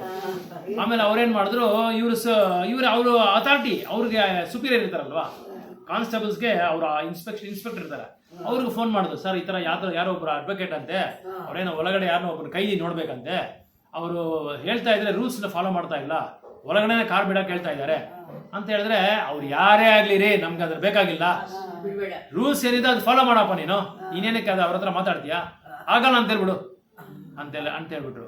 ಆಮೇಲೆ ಅವರು ಫುಲ್ ಡೀಟೇಲ್ಸ್ ಕೊಟ್ರು. ಈ ತರ ನನ್ನ ಕೈದಿ ಹತ್ರ ಮೊದಲೇ ಅವ್ರಿಗೆ ಹೇಳ್ಬೇಕಾಯ್ತು, ಈ ಕೈದಿ ಹತ್ರ ನಂದು ಕೇಸ್ ನಾನು ಡೀಲ್ ಮಾಡ್ತಾ ಇದ್ದೀನಿ, ಈ ತರ ಕೋರ್ಟಿಂದ ಆರ್ಡರ್ ಬಂದಿದೆ ನನಗೆ, ನಾನು ನೋಡ್ಲೇಬೇಕು, ನಾನು ಅಲ್ಲಿ ನಡೆಯೋಕ್ಕಾಗಲ್ಲ, ನಾನು ವಯಸ್ಸಾಗ್ಬಿಟ್ಟಿದೆ, 60 ವರ್ಷ ಆಗ್ಬಿಟ್ಟಿದೆ, ಈ ತರ ಅಂತ ಮೊದಲೇ ಹೇಳ್ಬೇಕಾಯ್ತು. ಅದೆಲ್ಲ ಬಿಟ್ಬಿಟ್ಟು ಮೊದಲು ಜಗಳ ಆಗ್ಬಿಟ್ಟ, ನಾನು ವಕೀಲು, ನಾನು ಅಡ್ವೊಕೇಟು, ನಾನು ಸೀನಿಯರ್ ಅಡ್ವೊಕೇಟು, ನಾನು ಇಂಥವನು ಎಂಥ ಕೇಸಸ್ ಎಲ್ಲ ಡೀಲ್ ಮಾಡಿದ್ದೀನಿ, ಅದು ಇದು ಅಂತ ಹೇಳ್ಬಿಟ್ಟ. ಇದೆಲ್ಲ ಆದ್ಮೇಲೆ ಅವ್ರೇನ್ ಮಾಡಿದ್ರು, ಇದೆಲ್ಲ ಹೋಗಿ ನೀನು ಕೋರ್ಟಲ್ಲಿ ಇಟ್ಕೋ ಹೋಗಪ್ಪ, ನಿನ್ನ ಮನೇಲಿ ಆಫೀಸಲ್ಲಿ ಇಟ್ಕೋ ಅಂತ ಹೇಳ್ಬಿಟ್ಟು ಅವ್ರು ಬಿಟ್ಬಿಟ್ರು. ನಮ್ಮ ಅಥಾರಿಟಿ ನಮ್ಗೆ ಏನು ಹೇಳಿದಾರೋ ಅದನ್ನೇ. ಇದೆಲ್ಲ ಯಾಕೆ ಹೇಳ್ತಾ ಇದ್ದೀನಿ ಅಂದ್ರೆ, ಎಲ್ಲೋದ್ರೇನು ನಾವು ಕೆಲವರು ನಿಯಮಗಳಿರುತ್ತೆ, ಕೆಲವು ರೂಲ್ಸ್ ಆ್ಯಂಡ್ ರೆಗ್ಯುಲೇಷನ್ಸ್ ಇರುತ್ತೆ, ಅದಕ್ಕೆ ತಕ್ಕಂತೆ ನಾವು ಫಾಲೋ ಮಾಡಬೇಕು. ನಾವು ಅಡ್ವೊಕೇಟು, ನಾವು ಶ್ರೀಮಂತರು, ನಾವು MLA MP ಏನ್ಬಿಟ್ರೆ ಕೂಡ ಹೊರಗಡೆ ಬಿಡಲ್ಲ ಅವರು.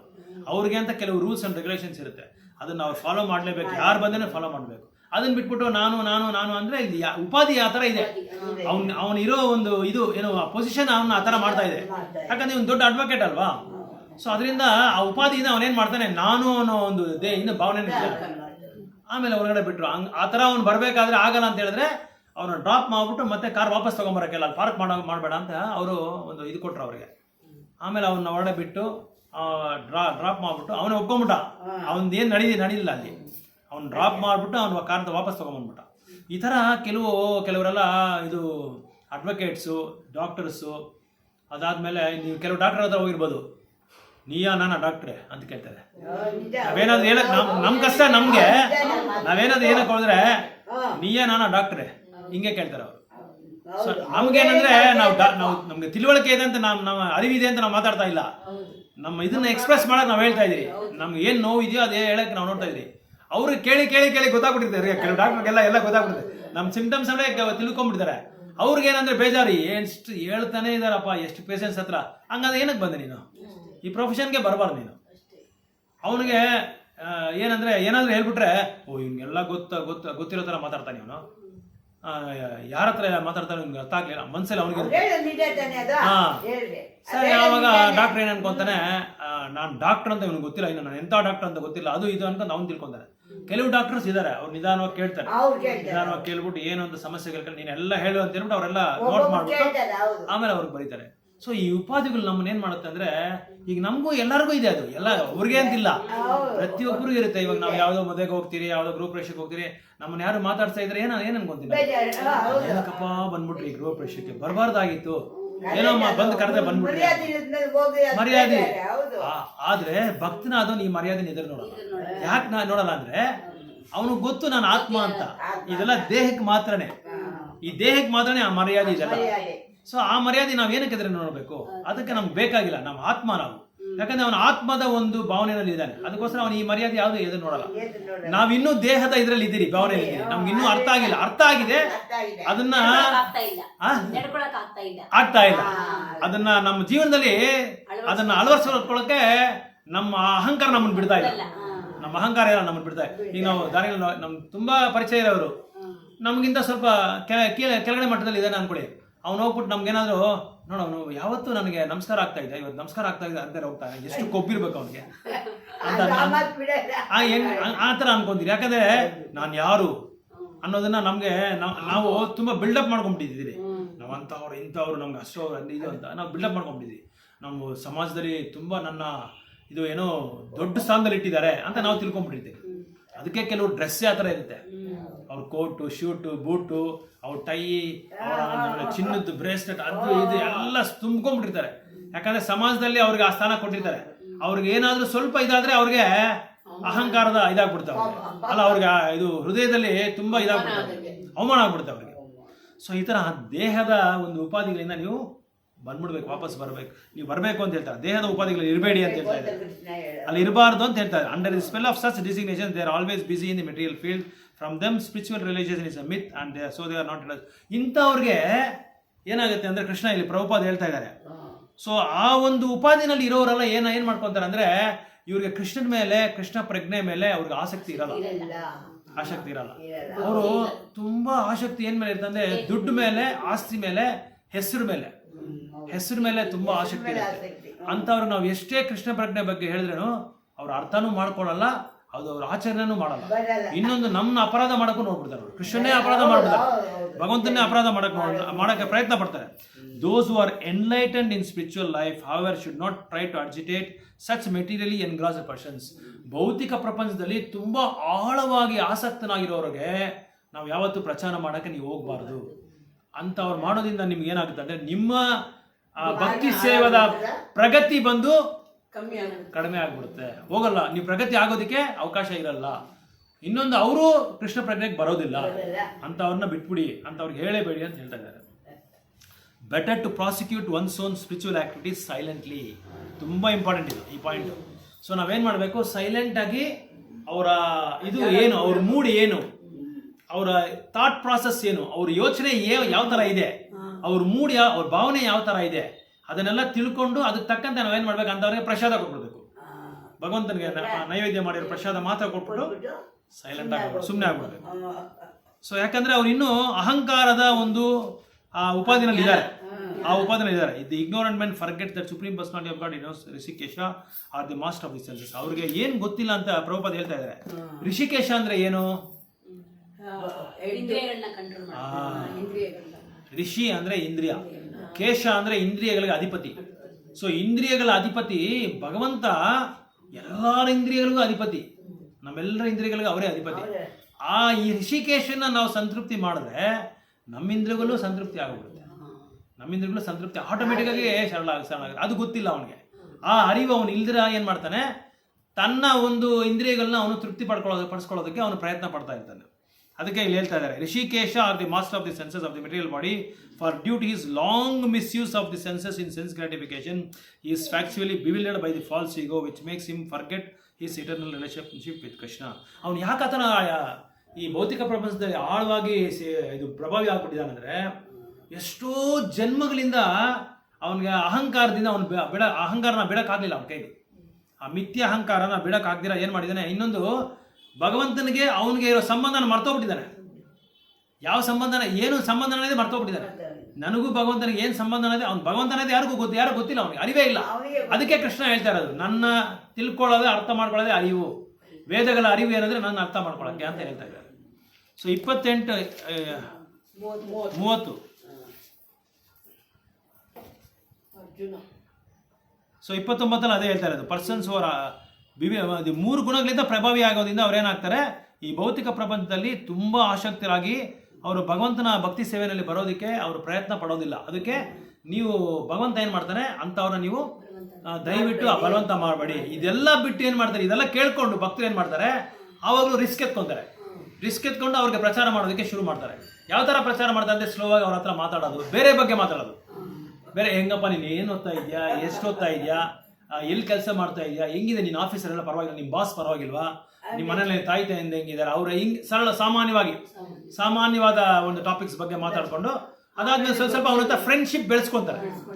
ಫ್ರೆಂಡ್ಶಿಪ್ ಎಲ್ಲ ಬೆಳೆಸ್ಕೊಂಡು ಅದಾದ್ಮೇಲೆ ಅವನ ಯಾವ್ದ್ರಲ್ಲಿ ಆಸಕ್ತನಾಗಿದ್ದಾನೆ, ಯಾವ್ದ್ರಲ್ಲಿ ಅನಾಸಕ್ತನಾಗಿದ್ದಾನೆ ಅಂತ ನೋಡ್ಕೊಂತಾರೆ. ಅದನ್ನ ನೋಡ್ಕೊಂಡು ಅವ್ನಿಗೆ ಬೇಡದೇ ಇರೋದೆಲ್ಲ ಮಾತಾಡಲ್ಲ. ಅವ್ನಿಗೆ ಯಾವ್ದು ಬೇಕೋ ಅದ್ರ ಬಗ್ಗೆ ಮಾತ್ರ ಮಾತಾಡ್ಕೊಂಡು ನಿಧಾನಕ್ಕೆ ಅವನ ಹತ್ರ ಫ್ರೆಂಡ್ಶಿಪ್ ಮಾಡಿದ್ರೆ ಫೋನ್ ಮಾಡೋದು, ಚೆನ್ನಾಗಿದ್ಯಾ, ಎಲ್ಲಿದ್ಯಾ, ಏನ್ ಮಾಡ್ತೀಯಾ, ಈ ತರ ನಮ್ದು ಫೆಸ್ಟಿವಲ್ ಇದೆ, ನಾ ಬರಕ್ಕಾಗುತ್ತಾ, ಬರಂಗಿದೆ ಬಾಪ, ಇಲ್ದ್ರೆ ಬೇಡ, ನೀನ್ ಬರಂಗಿದ್ರೆ ಬಾ, ನೀನ್ ಫ್ರೀ ಆಗಿದ್ರೆ ಬಾ. ಸುಮ್ನೆ ಒಂದ್ ವಾರ ಫಸ್ಟ್ ವಾರ ಅಂತ ಕೇಳಿದೆ, 2ನೇ ವಾರ ಬರ್ಬೋದಲ್ಲ ನೀನು, ಎಷ್ಟೋ ಜನ ಬರ್ತಾ ಇದಾರೆ ನಿಮ್ಮ ಫ್ರೆಂಡ್ಸ್, ನಿಮ್ಮ ಕಂಪ್ನಿನೆಲ್ಲ ಕೆಲಸ ಮಾಡೋರು, ಅವ್ರು ಇವರೆಲ್ಲ ಬರ್ತಾ ಇದಾರೆ, ಒಂದು 5 ನಿಮಿಷ ಬಂದೋಗಪ್ಪ ಅಂತ ಹೇಳ್ತಾರೆ. ಅವನಿಗೆ ಇಲ್ಲ, ನನ್ಗೆ ಟೈಮ್ ಇಲ್ಲ. ಯಾವಾಗಲೂ ಫಸ್ಟ್ ಅವ್ರು ಹೇಳಿದ ಅದೇ, ಟೈಮ್ ಇಲ್ಲ. ಆಮೇಲೆ 3ನೇ ವಾರ ಹಂಗೆ ಕಂಟಿನ್ಯೂ, 4ನೇ ವಾರ ಹಂಗೆ ಕಂಟಿನ್ಯೂ ಮಾಡ್ತಾ ಏನಪ್ಪ ಇಷ್ಟು ಸಲ ಕೂಗ್ತಾ ಇದೆ, ಒಂದ್ಸಲ ಹೋಗಿ ಬಂದ್ಬಿಡೋಣ ಅಂತ ಹೇಳ್ಬಿಟ್ಟು ಹೋಗ್ತಾನೆ. ಅವಾಗ ಅವ್ನಿಗೇನ್ ಮಾಡ್ತಾರೆ, ಒಳ್ಳೆ ಪ್ರಸಾದ ಕೊಟ್ಬಿಡ್ತಾರೆ. ಒಳ್ಳೆ ಪ್ರಸಾದ ಕೊಟ್ಟು ತಿನ್ನಿಸ್ಬಿಟ್ಟು ಅವನೇನ್ ಮಾಡ್ತಾನೆ, ಆ ಪ್ರಸಾದಕ್ಕೆ ಕೆಲವರು ಅಟ್ಯಾಚ್ ಆಗ್ಬಿಡ್ತಾರೆ. ಯಾಕಂದ್ರೆ ಭಗವಂತನ ಪ್ರಸಾದದಲ್ಲಿ ಅಟ್ರಾಕ್ಷನ್ ಇದೆ, ತುಂಬಾ ಅಟ್ರಾಕ್ಷನ್ ಇದೆ. ಒಂದು ದೇವಸ್ಥಾನ ಇದೆ, ನಿಮ್ಗೆ ಹೇಳೋಣ ಇಲ್ಲ ಗೊತ್ತಿಲ್ಲ, ಕೇರಳ ಬಗ್ಗೆ ಹೇಳಿದ್ನ. ಕೇರಳಲ್ಲಿ ಒಂದು ದೇವಸ್ಥಾನದಲ್ಲಿ ಭಗವಂತ 2 ನಿಮಿಷ ಅಂತ ನಿದ್ದೆ ಮಾಡೋದು, ಯಾವಾಗ್ಲೂ ದರ್ಶನ ಇರುತ್ತಂತೆ. ಏನಂದ್ರೆ ಭಗವಂತನಿಗೆ ಯಾವಾಗ್ಲೂ ಏನಾದ್ರು ತಿರುಗಿ ಕೊಡ್ತಾ ಇರ್ಬೇಕಂತೆ. ಕೇರಳಲ್ಲಿ ತಿರುಪ್ಪಾವೂರ್ ಅಂತ ಒಂದು ಹೆಸರು, ಯಾವಾಗ್ಲೂ ಏನಾದ್ರು ಕೊಡ್ತಾನೆ ಇರ್ಬೇಕಂತೆ. ಯಾವುದೋ ಒಂದು 11:58ಗೆ ಕ್ಲೋಸ್ ಮಾಡಿದ್ರೆ 2 ನಿಮಿಷ ಕ್ಲೋಸ್ ಮಾಡ್ತಾರಂತೆ, ಅದಾದ್ಮೇಲೆ ಓಪನ್ ಮಾಡ್ಬಿಡ್ತಾರೆ 12 ಗಂಟೆಗೆ. ಸೊ ಅವನಿಗೆ ಕೊಡ್ತಾನೆ ಇರ್ಬೇಕಂತ. ಅದಕ್ಕೆ ಯಾಕಂದ್ರೆ ಕೃಷ್ಣನ ಪ್ರಸಾದ, ಅಲ್ಲಿ ಪ್ರಸಾದ ಇಲ್ದ್ರೆ ಹೋಗ್ಬಾರ್ದಂತೆ, ಹೊರಗಡೆ ತಗೊಂಡೇ ಹೋಗ್ಬೇಕಂತೆ. ಅಲ್ಲಿ ಯಾವಾಗ್ಲೂ ಏನೋ ಒಂದು ಮಾಡ್ತಾನೆ ಇರ್ತಾರಂತೆ. ನಾನು ಹೇಳೋದು ಇದು, ನೀವ್ ಹೇಳಿದ ಇಸ್ಕಾನ್ ಟೆಂಪಲ್ ಟೈಮಿಂಗ್ಸ್ ಇದೆ. ಈ ದೇವಸ್ಥಾನದಲ್ಲಿ ಟೈಮಿಂಗ್ಸ್ ಇಲ್ಲ. ಇದೆಲ್ಲ ಪೌರಾಣಿಕವಾದ ದೇವಸ್ಥಾನಗಳಿದೆಲ್ಲ. ಆ ದೇವಸ್ಥಾನದಲ್ಲಿ ಕೃಷ್ಣ ಯಾವಾಗ್ಲೂ ಏನೋ ಒಂದು ಪ್ರಸಾದ ಕೊಡ್ಬೇಕಂತೆ. ಅವ್ರಿಗೆ ಭೋಗ ನೈವೇದ್ಯ ಮಾಡೋದು, ಎಲ್ರಿಗೂ ಭಕ್ತರು ಬಂದವ್ರಿಗೆ ಪ್ರಸಾದ ಇಲ್ದ್ರೆ ಹೋಗ್ಬಾರ್ದು, ತಿನ್ಕೊಂಡೇ ಹೋಗ್ಬೇಕು ಅವ್ರು, ಜಗನ್ನಾಥ ಟೆಂಪಲ್ ತರ. ಸೊ ಈ ತರ ಭಗವಂತ ಹಲವಾರು ಒಂದು ಕೋಣದಲ್ಲಿ ಭಕ್ತನ ಮಾಡೋದಕ್ಕೆ ಪ್ರಯತ್ನ ಪಡ್ತಾರೆ. ಆದ್ರೆ ಒಂದು ಲಿಮಿಟ್ ಇಟ್ಕೊಂತಾರೆ ಭಗವಂತ. ಆದ್ರೆ ಭಕ್ತರಾದವ್ರು ಏನ್ ಮಾಡ್ತಾರೆ, ಲಿಮಿಟ್ ಇಟ್ಕೊಳ್ಳಲ್ಲ, ಅವ್ರನ್ನ ಇನ್ನೂ ಪ್ರಯತ್ನ ಪಡ್ತಾರೆ. ಅವ್ರನ್ನ ಬಿಡ್ತೀರಾ ಅವ್ರನ್ನ ಭಕ್ತನ್ ಮಾಡೋದಕ್ಕೆ ಪ್ರಯತ್ನ ಪಡ್ತಾರೆ. ಈ ತರ ಎಷ್ಟೋ ವರ್ಷಗಳಾಗಿದೆ ಅಂತೆ. ಕೆಲವರು 3 ವರ್ಷ, 4 ವರ್ಷ, 5 ವರ್ಷ, ಆಮೇಲೆ 6ನೇ ವರ್ಷ, 7ನೇ ವರ್ಷದಲ್ಲಿ ಒಬ್ಬನ ಭಕ್ತನಾಗಿದ್ದಾನೆ. ಈ ತರ ಆಗಿದ್ದಾರೆ. ಭಕ್ತನಾಗ್ಬಿಟ್ಟು ಅವನು ಸಂಪೂರ್ಣವಾಗಿ ಅರ್ಥ ಮಾಡ್ಕೊಂಡು ಸಂಪೂರ್ಣವಾಗಿ ಶರಣಾಗತಿ ಆಗ್ಬಿಟ್ಟ ಅವನು. ಈ ಥರ ಎಲ್ಲ ಭಕ್ತರು ಆಗಿದ್ದಾರೆ. ಯಾಕಂದರೆ ಭಕ್ತರು ಯಾಕೆ ಹೇಳ್ತಾ ಇದ್ದಾರೆ ಅಂದರೆ, ಭಗವಂತನ ಬಿಟ್ಬಿಟ್ರೆ ಕೂಡ ಭಕ್ತರು ಬಿಡೋದಾಗುತ್ತೆ. ಯಾಕಾದ್ರೂ ಇವನಿಗೆ ನಾನು ಪಡೆದಿರೋ ಸಂತೋಷ ಇವನು ಅನುಭವ ಪಡಲಿ, ಇವನು ಭಕ್ತರಾಗಲಿ, ಇಲ್ಲಿ ಕಷ್ಟಪಡೋದು ಬೇಡ. 30ನೇ ಶ್ಲೋಕ ತುಂಬ ಇಂಪಾರ್ಟೆಂಟು, ತುಂಬ ಇಂಪಾರ್ಟೆಂಟು. ಇಲ್ಲಿ ಏನು ಹೇಳ್ತಾ ಇದ್ದಾರೆ ಅಂದರೆ, Arjuna surrendering all your works unto me with full knowledge of me ಅಂತ ಹೇಳ್ತಾ ಇದ್ದಾರೆ. ಅಂದರೆ ನಾವು ಮಾಡಬೇಕಾಗಿರೋದು ಏನು, ಮಾಡದೇ ಇರೋದು ಏನು, ಮಾಡಬಾರ್ದು ಏನು, ಡೂಸ್ ಆ್ಯಂಡ್ ಡೋಂಟ್ಸ್. ಅಂದರೆ ನಾವೇನು ಮಾಡಬೇಕು, ಇದು ಭಗವದ್ಗೀತಾ ಇದು ಶಾಸ್ತ್ರದ ಉದ್ದೇಶ. ಇದು ಇಲ್ಲಿ ಕೊಟ್ಟಿದ್ದಾರೆ ನೋಡಿ, this verse clearly indicate the purpose of the Bhagavad Gita. Bhagavad Gita ಉಪದೇಶ ಏನು, ಭಗವಂತನಿಗೆ ಶರಣಗತಿ ಆಗೋದು. ಭಗವಂತನಿಗೆ ಶರಣಗತಿ ಯಾವ ಥರ ಆಗಬೇಕು, ವಿತ್ ಫುಲ್ ನಾಲೆಡ್ಜ್. ಅಂದರೆ ಏನರ್ಥ, ವಿತ್ ಫುಲ್ ನಾಲೆಡ್ಜ್ ಅದ ಜ್ಞಾನದಿಂದ.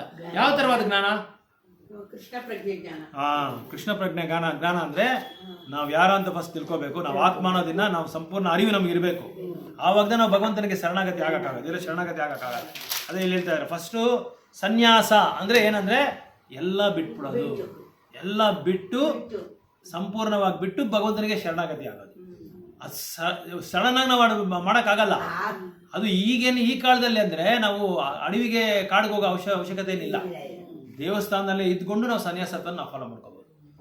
ಒಂದೊಂದು ದೇವಸ್ಥಾನದಿಂದ ಅಂದರೆ ಒಂದೇ ಸನ್ಯಾಸಿ ಬಂದು ಒಂದೇ ಕಡೆ ಜಾಸ್ತಿ ದಿನ ಇರಬಾರ್ದು. ಇಲ್ಲಿ ಒಂದು ವಾರ ಇದ್ದರೆ ಇಲ್ಲ ಇನ್ನೊಂದು ಕಡೆ ಇನ್ನೊಂದು ವಾರ, ಇನ್ನೊಂದು ಕಡೆ ಇನ್ನೊಂದು ವಾರ ಪ್ರಚಾರಕ್ಕೆ ಹೋಗ್ತಾ ಇರ್ಬೇಕು ಸನ್ಯಾಸಿಗಳು. ಸೊ ಎಲ್ಲ ಬಿಟ್ಬಿಡುವಂಥ ಅರ್ಥ ಏನಂದರೆ, ಭಗವಂತನ ಸೇವೆನ ನಾವು ಇದ್ಬಿಟ್ರೆ ಏನೆಲ್ಲ ಬಿಡ್ಲಕ್ಕೆ ನಾವೇನು ಬಿಡೋ ಅವಶ್ಯಕತೆ ಇಲ್ಲ. ಈಸಿ, ತುಂಬ ಸರಳ. ಹೇಳೋದು ಈಸಿ, ಬಟ್ ಮಾಡೋದು ತುಂಬ ಕಷ್ಟ ಇದೆ. ಅಭ್ಯಾಸ ಸಾಧನೆ ಮಾಡೋದು ಕಷ್ಟ. ಎಲ್ಲ ಬಿಟ್ಬಿಟ್ಟು ಭಗವಂತನಿಗೆ ಶರಣಾಗತಿ ಆಗೋದನ್ನೇ ಸನ್ಯಾಸ ಅಂತ ಹೇಳ್ತಾರೆ ಸಂಪೂರ್ಣವಾಗಿ. ಆಮೇಲೆ ಆಧ್ಯಾತ್ಮ ಅಂತ ಹೇಳಿದ್ರೆ, ಇಲ್ಲಿ ಆಧ್ಯಾತ್ಮ ಅಂತ ಹೇಳಿದ್ರು, ಸನ್ಯಾಸ ಆಧ್ಯಾತ್ಮ ಅಂದರೆ ಏನಂದರೆ full knowledge of the self, ಅಂದರೆ ಸಂಪೂರ್ಣವಾದ ಆತ್ಮಜ್ಞಾನ ಅನ್ನೋದೇ ಆಧ್ಯಾತ್ಮ ಅಂತ ಹೇಳೋದು. ಆತ್ಮಜ್ಞಾನದ ಬಗ್ಗೆ ನಾವು ಸಂಪೂರ್ಣ ಅರಿವಿರಬೇಕು. ಆಮೇಲೆ ಚೇತಸ ಅಂದರೆ ಪ್ರಜ್ಞೆ, ಸಂಪೂರ್ಣವಾದ ಕೃಷ್ಣ ಪ್ರಜ್ಞೆ ಇರಬೇಕು. ಆವಾಗಲೇ ನಾವು ಭಗವಂತನಿಗೆ ಇದು ಶರಣಾಗತಿ ಆಗೋಕ್ಕಾಗೋದು. ಆಮೇಲೆ ಯುದ್ಧಸ್ವ ಅಂದರೆ ಫೈಟ್ ಮಾಡಬೇಕು. ಫೈಟ್ ಅಂದರೆ ಭಗವಂತನಿಗೋಸ್ಕರ ಫೈಟ್ ಮಾಡಬೇಕು ಇಲ್ಲಿ. ಯಾಕಂದರೆ ಭಗವಂತ ಇಲ್ಲಿ ಮಿಲಿಟ್ರಿ ಥರ ನೋಡ್ತಾ ಇದ್ದಾನೆ. ಮಿಲಿಟ್ರಿ ಕಮಾಂಡರ್ ಏನು ಮಾಡ್ತಾನೆ, ಶೂಟ್ ಮಾಡ್ರು ಎಲ್ಲರೂ ಅಂದರೆ ಬಾರ್ಡ್ರಲ್ಲಿ ಎಲ್ಲರೂ ಶೂಟ್ ಮಾಡ್ಬಿಡ್ತಾನೆ. ಆ ಥರ ಕೃಷ್ಣ ಯುದ್ಧ ಮಾಡು ನೀನು ಕೌರವ ಮೇಲೆ ಅಂತ ಯುದ್ಧ ಮಾಡಲೇಬೇಕು. ಅದೇ ಅರ್ಜುನ ಮಾಡಲಿಲ್ಲ. ನಮ್ಮ ಥರ ನಾವೇನು ಮಾಡಿದ್ವಿ, ಈಗ 1 ಗಂಟೆಯಿಂದ 3 ಗಂಟೆ ಹೇಳಿದ್ರೆ ನಮ್ಗೆ 3:45 ನಿದ್ದೆ ಸ್ಟಾರ್ಟ್ ಆಗ್ಬಿಡುತ್ತೆ. ನಮ್ಮ ಕೈಲಿ ಮಾಡೋಕ್ಕಾಗಲ್ಲ. ಅದೇ ಕೃಷ್ಣ ಏನು ಹೇಳ್ತಾನೆ, ನಿತ್ಯಂ ಭಾಗವತ ಸೇವೆಯ ಅಂತ ಹೇಳಿದ್ದಾರೆ. ನಿತ್ಯಂ ಭಾಗವತ ಸೇವೆಯ ನಾಮ ಸಂಕೀರ್ತನ ಬಗ್ಗೆ ನಿತ್ಯಂ ಕೀರ್ತನೀಯ ಸದಾಹರಿ ಅಂತ ಹೇಳಿದ್ದಾರೆ. ನಮ್ಮ ಕೈಲಿ ಆಗಲ್ಲ. ಅದಕ್ಕೆ ಅರ್ಜುನ ನನ್ನ ಕೈಯಲ್ಲಿ ಆಗಲ್ಲ ಅಂತ ಹೇಳಿದ್ರೆ, ನಾನು ಫೈಟ್ ಮಾಡೋಕ್ಕಾಗಲ್ಲ. ಯಾಕಂದರೆ ಅವನು ಇನ್ನೂ ಬಾಡಿಲಿ ಅಟ್ಯಾಚ್ಮೆಂಟ್ ಇದೆ, ಅವನಿಗೆ ದೇಹದ ಆಸಕ್ತಿ ಇದೆ. ನನ್ನ ಪಿತಾಮಹ ನಾವು ಓದ್ರಲ್ಲ, ನಮ್ಮ ಪಿತಾಮಹ ಅದೆಲ್ಲ ನಮಗೆ ನಾವು ಇನ್ನೂ ಬಿಟ್ಟು ಬರೋಕ್ಕಾಗ್ತಾ ಇಲ್ಲ ನಮ್ಮ ಕೈಯಲ್ಲಿ. ಸೊ ಪ್ರತಿದಿನ ಕಾರ್ಯಕ್ರಮಗಳು ಇದೆ. ಯಾಕಂದರೆ ಪ್ರಭುಪಾದ ಏನು ಹೇಳ್ತಾರೆ ಅಂದರೆ 365 ದಿನ ಹಬ್ಬ ಅಂತೆ. ಪ್ರತಿದಿನ ಹಬ್ಬ ಮಾಡೋದ್ರಿಂದ ಏನಾಗುತ್ತೆ, ನಾವು ಕೃಷ್ಣ ಪ್ರಜ್ಞೆಯಿಂದ ಹೊರಗಡೆ ಹೋಗೋಕ್ಕೆ ಆಗಲ್ಲಂತೆ. ಅದು ಒಂಥರ ಸನ್ಯಾಸ ಅದು. ಯಾಕಂದರೆ ನಾವು ಅವ್ರ ಬಗ್ಗೆನೇ ಹಬ್ಬ, ಅವ್ರನ್ನ ಇದು ಗ್ಲೋರಿಫೈ ಮಾಡೋಕ್ಕೆ, ಅವ್ರ ಗುಣಗಾನ ಮಾಡೋದಕ್ಕೆ ನಾವು ಹಬ್ಬ ಮಾಡ್ತಾ ಇದ್ದೀವಿ. ಸೊ ಅದಕ್ಕೆ ಕೃಷ್ಣ ಪ್ರಜ್ಞೆ ಅಂದರೆ 365 ದಿನ ಹಬ್ಬ. ನಾಮಕರಣ ಇದು ನಾಮಸ್ಮರಣೆ ಮಾಡ್ತಾ ಇದ್ರೆ ಹಬ್ಬ, ಭಗವದ್ಗೀತಾ ಓದ್ತಾ ಇದ್ರೆ ಹಬ್ಬ, ಭಗವಂತನ ಗುಣಗಾನ ಮಾಡೋದು ಹಬ್ಬ, ಫೆಸ್ಟಿವಲ್, ಎಲ್ಲ ಫೆಸ್ಟಿವಲ್ ಮೂಡೋದು. ಅದಕ್ಕೆ ಇಲ್ಲಿ ಹೇಳ್ತಾ ಇದ್ದಾರೆ ಕೃಷ್ಣ, ನಾನು ಹೇಳ್ತಾ ಇದ್ದೀನಿ ನೀನು ಮಾಡು ಅಂತ. ಯಾವಾಗ ಇದು ಕೃಷ್ಣ ಹೇಳಿದ್ರು ಅಂದರೆ ಶರಣಾಗತಿ ಆದಮೇಲೆ ಹೇಳಿದ್ರು. ನಿನ್ನ ನಾನು ಗುರು ಅಂತ ನಾನು ಸ್ವೀಕಾರ ಮಾಡ್ತೀನಿ ಅಂತ ಹೇಳಿದ ಮೇಲೆ ಆಮೇಲೆ ಕೃಷ್ಣ ಆಯಿತು ನೀನು ಇವಾಗ ಮಾಡು, ಫೈಟ್ ಮಾಡು, ಇವಾಗ ನಿನ್ನ ಒಪ್ಕೊಂಡೆಲ್ಲ ನನ್ನ ಗುರು ಅಂತ ಸ್ವೀಕಾರ ಮಾಡ್ತಾ ಇದ್ದೀನಿ, ನಾನು ನಿನ್ನ ಶಿಷ್ಯ ಅಂತ ಸ್ವೀಕಾರ ಮಾಡ್ತಾ ಇದ್ದೀನಿ. ಅದುವರೆಗೂ ಕೃಷ್ಣ ಹೇಳಿಲ್ಲ ನಿನ್ನ ಯುದ್ಧ ಮಾಡೋ ಅಂತ ಹೇಳಿಲ್ಲ. ಅಂದರೆ ನಾವು ಕೃಷ್ಣ ಪ್ರಜ್ಞೆಗೆ ಬರೋರಿಗೆ ತಕ್ಷಣ ಏನು ಹೇಳ್ಬಾರ್ದು. ಕ್ರಮೇಣ ನಾವು ಹೇಳ್ಕೊಂಡು ಬರ್ತಾ ಇದ್ರೆ ಅದು ಏನಾಗುತ್ತೆ ಅಂದರೆ ಯಾವತ್ತೋ ಒಂದಿನ ಅವನಿಗೆ ಅರಿವು ಭಗವಂತನೇ ಕೊಡ್ತಾನೆ. ಯಾಕಂದರೆ ಇಲ್ಲಿ ಬಂದಿದ್ದಾನೆ ಅಂದ್ರೇ ಭಗವಂತನಿಗೆ ಇದು ಬುಕ್ಕಲ್ಲಿ ರಿಜಿಸ್ಟರ್ ಆಗ್ಬಿಡುತ್ತೆ ಹೆಸರು. ಏನು ನೀನೊಂದು ಮೆಂಬರ್ ಇಲ್ಲಿ ನನ್ನ ಒಂದು ಲೋಕದಲ್ಲಿ ಗೋಲೋಕ ವೃಂದಾವನದಲ್ಲಿ ನೀನೊಂದು ಮೆಂಬರ್ ಆಗಿದ್ಯಾ ಅಂತ ಕೃಷ್ಣ ಅಲ್ಲಿ ಎಂಟ್ರಿ ಮಾಡ್ಕೊಂಡ್ಬಿಡ್ತಾರಂತೆ. ಪ್ರಭುಪಾದ ಹೇಳ್ತಾ ಇದ್ದಾರೆ ಇದನ್ನ, ಈ ವಾಕ್ಯ ಪ್ರಭುಪಾದ ಹೇಳ್ತಾ ಇದ್ದಾರೆ. ಯಾರೊಬ್ರು ನಮ್ಮ ದೇವಸ್ಥಾನಕ್ಕೆ ಬರ್ತಾರೋ, ನಮ್ಮ ಸತ್ಸಂಗಕ್ಕೆ ಬರ್ತಾರೋ, ಅವರು ಬಂದು ಒಂದು ಸದಸ್ಯರಾಗ್ಬಿಡ್ತಾರೆ. ಆ ಒಂದು ಸಂಘಕ್ಕೆ ಸದಸ್ಯರಾಗಿದ್ದ ತಕ್ಷಣ ಯಾವತ್ತೋ ಒಂದಿನ ಅವರು ತೀವ್ರವಾಗಿ ಕೃಷ್ಣ ಪ್ರಜ್ಞೆಯನ್ನು ಆಚರಣೆ ಮಾಡ್ತಾರೆ ಅಂತ ಹೇಳ್ತಾರೆ. ಸೊ ಇಲ್ಲಿ ಹೇಳ್ತಾ ಇದ್ದಾರೆ Krishna, such an injunction may take things a little difficult, nevertheless duties must be carried out with dependence on Krishna, because that is the constitutional position of living entity. ಪ್ರತಿ ಸಲ ಪ್ರಭುಪಾದ ಅದೇ ಹೇಳ್ತಾರೆ, ನಮ್ಮ ಅಸ್ತಿತ್ವ ಏನು, ಇದನ್ನು ನಾವು ಮರ್ತು ಬಿಟ್ಟಿದ್ದೀರಿ. ಅದಕ್ಕೆ ಪ್ರಭುಪಾದ ಪ್ರತಿಯೊಂದು ಭಾವಾರ್ಥದಲ್ಲಿ ಹೇಳ್ತಾ ಇದ್ದಾರೆ, ಜೀವಾತ್ಮನ ಅಸ್ತಿತ್ವ ಏನು? ಭಗವಂತನಿಗೆ ದಾಸನಾಗೋದು. ಜೀವೇರ ಸ್ವರೂಪ ಹೈ, ಕೃಷ್ಣರೇ ನಿತ್ಯ ದಾಸ. Because that is the constitution. The living entity cannot be happy independent of the cooperation of the Supreme Lord, because the eternal constitutional position of the living entity is to become subordinate to the desires of the Lord. ಭಗವಂತನಿಗೆ ಆಸೆಗಳು ಏನೇನಿದೆಯೋ ಆಸೆಗಳು ನೆರವೇರಿಸೋದೇ ಜೀವಿನ ಕರ್ತವ್ಯ. ಇದು ನಾವು ಅರ್ಥ ಮಾಡ್ಕೋಬೇಕು. ಅದು ನಾನು ನಿಮ್ಗೆ ಹೇಳ್ದಲ್ಲ, ಈ ದೇಹದಲ್ಲಿ ಬೆರಳಿದೆ, ಈ ಬೆರಳನ್ನ ಕತ್ತರಿಸ್ಬಿಟ್ಟು ಬೆರಳು ತನಿಯಾಗಿ ಜೀವ ಮಾಡ್ತಾ ಜೀವ ಬೆರಳು ಮಾಡಲ್ಲ. ಅದೇ ಬೆರಳು ನಮ್ಮ ದೇಹದಲ್ಲಿ ಹೊಂದಾಣಿಕೆ ಆಗಿದ್ರೆ ಇದಕ್ಕೂ ಜೀವ ಬರುತ್ತೆ, ದೇಹಕ್ಕೂ ಜೀವ ಬರುತ್ತೆ. ದೇಹಕ್ಕೂ ಇದು ಏನು ಬೆಳೆ ಬರುತ್ತೆ, ಯೂಸ್ಫುಲ್ ಆಗುತ್ತೆ, ಇದು ಉಪಯೋಗ ಮಾಡ್ಕೋಬಹುದು. ಈಗ ಈ ಟೇಬಲ್ ಇದೆ, ಈ 4 ಕಾಲುಗಳಿರೋ ಸ್ಕ್ರೂ ಎಲ್ಲ ತೆಗೆದ್ಬಿಟ್ಟು ಇದನ್ನ ನೀನು ಸೆಪರೇಟ್ ಆಗಿ ಯೂಸ್ ಮಾಡಪ್ಪ ಅಂದ್ರೆ ಮಾಡೋಕ್ಕಾಗತ್ತಾ? ಆಗಲ್ಲ. ಆ 4 ಕಾಲು ಟೇಬಲ್ಗೆ ಸೇರಿಸಿದ್ರೆ ಬೇರೆ ತರ ಉಪಯೋಗ ಮಾಡಿ, ಎಲ್ಲದೂ ಉಪಯೋಗ ಬರುತ್ತೆ. ಇದಕ್ಕೂ ಉಪಯೋಗ ಆಗುತ್ತೆ, ಇದಕ್ಕೂ ಜೀವ ಬರುತ್ತೆ. ಅದೇ ತರನೇ ದೇಹದ ಒಂದು ಮುಖ್ಯವಾದ ಒಂದು ಅಸ್ತಿತ್ವ ಏನು ಅಂದ್ರೆ ಭಗವಂತನಿಗೆ ಸೇವೆ ಮಾಡೋದು. ಅದನ್ನ ಬಿಟ್ಬಿಟ್ಟು ಬೇರೆ ಮಾಡ್ತೀನಿ ಅಂದ್ರೆ ಯಾವಾಗಲೂ ಸಮಸ್ಯೆ. ಅದಕ್ಕೆ ನಾವು ಸಮಸ್ಯೆಗಳನ್ನ ಎದುರು ನೋಡ್ಕೊಳ್ತಾ ಇದ್ದೀವಿ. So the living entity cannot be happy. ಇಲ್ಲಿ ಹಾಕಿದ್ರೆ ನೋಡಿ, ಇಂಡಿಪೆಂಡೆಂಟ್ ಆಫ್ ದಿ ಕೋಆಪರೇಷನ್. ನಾವು ಸ್ವತಂತ್ರವಾಗಿ ಇರಬೇಕು ಅಂತ ನಾವು ಯಾವಾಗಲೂ ಪ್ರಯತ್ನ ಪಡ್ತೀರೋ ಅವಾಗ ಸಮಸ್ಯೆ ಸ್ಟಾರ್ಟ್ ಆಗುತ್ತೆ. ಇದೊಂದು ಲೈನ್ ಅರ್ಥ ಮಾಡ್ಕೊಂಡ್ರೆ ನೀವು ಜೀವನ ಫುಲ್ ಅರ್ಥ ಮಾಡ್ಕೋಬಹುದು. ನಾವು ಅದಕ್ಕೆ ಇವಾಗ ಕಷ್ಟ ಬೀಳ್ತಾ ಇರೋದು. ನಾವೆಲ್ಲರೂ ಯಾಕೆ ಕಷ್ಟ ಪಡ್ತಾ ಇದ್ದೀರಿ ಅಂದ್ರೆ ಭಗವಂತ ಬೇಡ ಅಂತ ನಾವು ಬಂದ್ಬಿಟ್ಟಿದ್ದೀರಿ.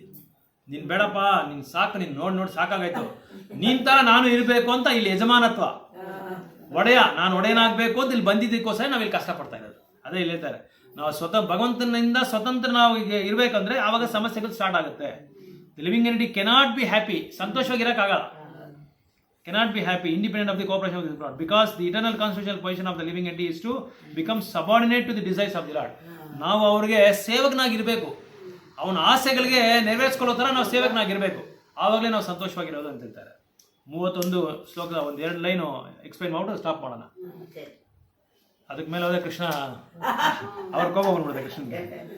Those persons who execute the duties according to my injunctions and who follows these teachings faithfully without envy become free from the bondage of fruitive actions. So this injunction of the Supreme Personality of Godhead Krishna is the essence of all Vedic wisdom and therefore is eternally true without exception. ಈಗ ಒಂದು ದೇಶನ ನಾವು ಆಡಳಿತ ಮಾಡಬೇಕಾದ್ರೆ ಕೆಲವು ನಿಯಮಗಳೆಲ್ಲ ಇದೆ. ಕೆಲವು ಆ ನಿಯಮಗಳಿಗೆ ತಕ್ಕಂತೆನೇ ಅವರೆಲ್ಲ ನಡ್ಕೊಂಡ್ ಬರ್ತಾ ಇರ್ತಾರೆ. ಸರ್ಕಾರ ಬಂದು ಆ ನಿಯಮಗಳನ್ನ ಪ್ರಜೆಗಳ ಮೇಲೆ ಅದನ್ನ ಇದು ಕೊಡ್ತಾರೆ, ಇದು ದಾರಿಗೆ ಇದು ಅಲ್ಲ ಇದಕ್ಕೆ ಆಕ್ಷನ್ಗೆ ತಗೊಂಬ ಅಂತ ಹೇಳ್ತಾರೆ. ಅದೇ ಜಾರಿಗೆ ಅದಕ್ಕೆ ಹೆಸರು ಜಾರಿಗೆ, ಕರೆಕ್ಟ್, ಜಾರಿಗೆ ತಗೊಂಬರ್ತಾರೆ. ಆ ಜಾರಿಗೆ ತಗೊಂಬರುವಾಗ ಆ ರೂಲ್ಸ್ ಅಂಡ್ ರೆಗ್ಯುಲೇಷನ್ಸ್ ಏನಿದೆಯೋ ಅದನ್ನ ಅವ್ರು ಫಾಲೋ ಮಾಡಲೇಬೇಕು.